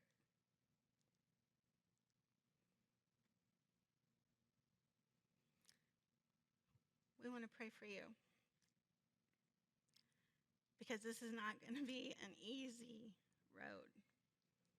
If you choose to walk in the Spirit, we want to pray for you. Because guess what is going to happen? You're going to have opposition. Did Moses have opposition? Expect it. be grateful for the trial because it produces endurance. It produces what you need to be the leader that you're called to be able to respond instead of react.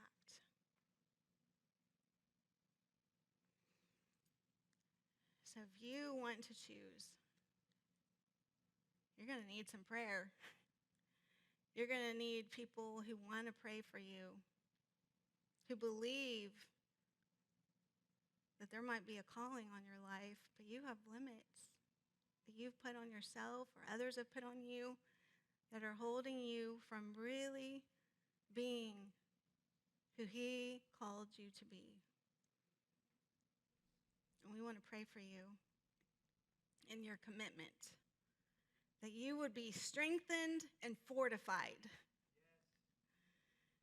that you wouldn't back down or get discouraged by anything that the enemy tries to throw your way. It's just like, ha, ha. I know what this is. We're not ignorant of the schemes of the enemy. We expect it. Because if we're called with a higher calling, we're going to come against opposition. We're going to have trials. He never said we were going to be trial free. All that what He has promised us is that we will have joy, we will have peace, we will have life as we go in this journey, as we follow and walk in the Spirit. He's never promised that we will have it easy. He never promised that we wouldn't have trials and tribulations, but He would be with us, just as He was with Moses, just as He walked with Moses, just as He encouraged Moses, just as He continued to send things to fortify Moses. He's going to put you through a leadership training that's going to have things that are going to come your way. We're going to leave here expecting it. And we're going to go, woohoo, this means I'm in the leadership training program. God's got me in the leadership training program. That's what this is. Because I committed to it, and I'm ready for it. Bring it on. Because I know my truth. And I'm choosing to walk in the Spirit and in freedom. And I'm going to learn how to respond as the leader that He has called me to be and not react. And so if you want to make that commitment, but you know it's going to be hard, and you want prayer, then I ask you, after I pray, we have coaches, we have Ken, they're going to come, and we will pray for you. And y'all pray at your seat. And pray for those who come forward, or pray for yourself. But those who really just know, like, I'm going to need some extra prayer. And that one to make it. Because there's something that happens to our brains that goes against the fight or flight or freeze when we make that a public thing to come down and we humble ourselves and say, I'm going to need some prayer. There's something that happens in us and that happens with God, and we start to lay up those prayers in the cloud that will come down and rain on us. And that means spiritual disciplines that we have to continue to do.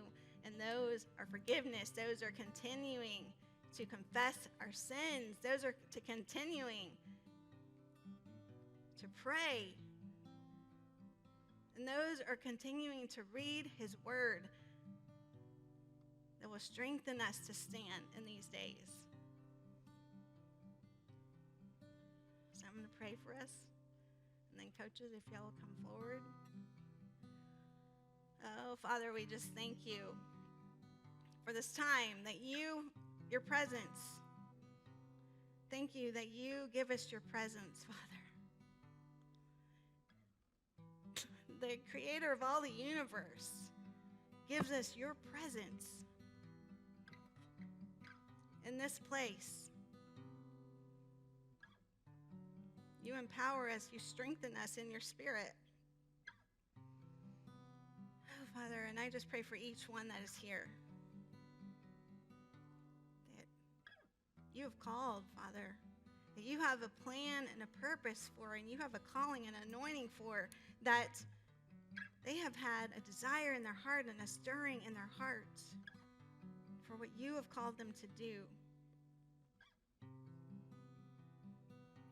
And I ask, Father, that you would give them the courage. You would give them the humility. You would help them to take off those egos and to make that decision, Father, to commit today to be in your leadership training, to commit. They're not going to be discouraged when the trials come, that they're going to be encouraged, and they're going to know it's just part of this leadership that you've put them on, and that you are saving every prayer that we pray for them to just rain on them, Father. And we thank you for all of those who we know have prayed for us, that we're even here, that we're even survived, Father, because of prayers of people that were in our past. And we thank you for that, Father, that have actually prayed some of those callings upon us, that have actually prayed some of those anointings upon us, that have actually prayed those prayers of protection over us. Thank you, Father. For those as Moses' mom and his sister that protected them and knew that there was something special and a protection on their life and on his life, and they protected him and put him in a basket. We thank you for those people who have helped, who have preserved, who have prayed, Father, to protect us, for the calling that you have on our life. Help us, Father, that would never go in vain.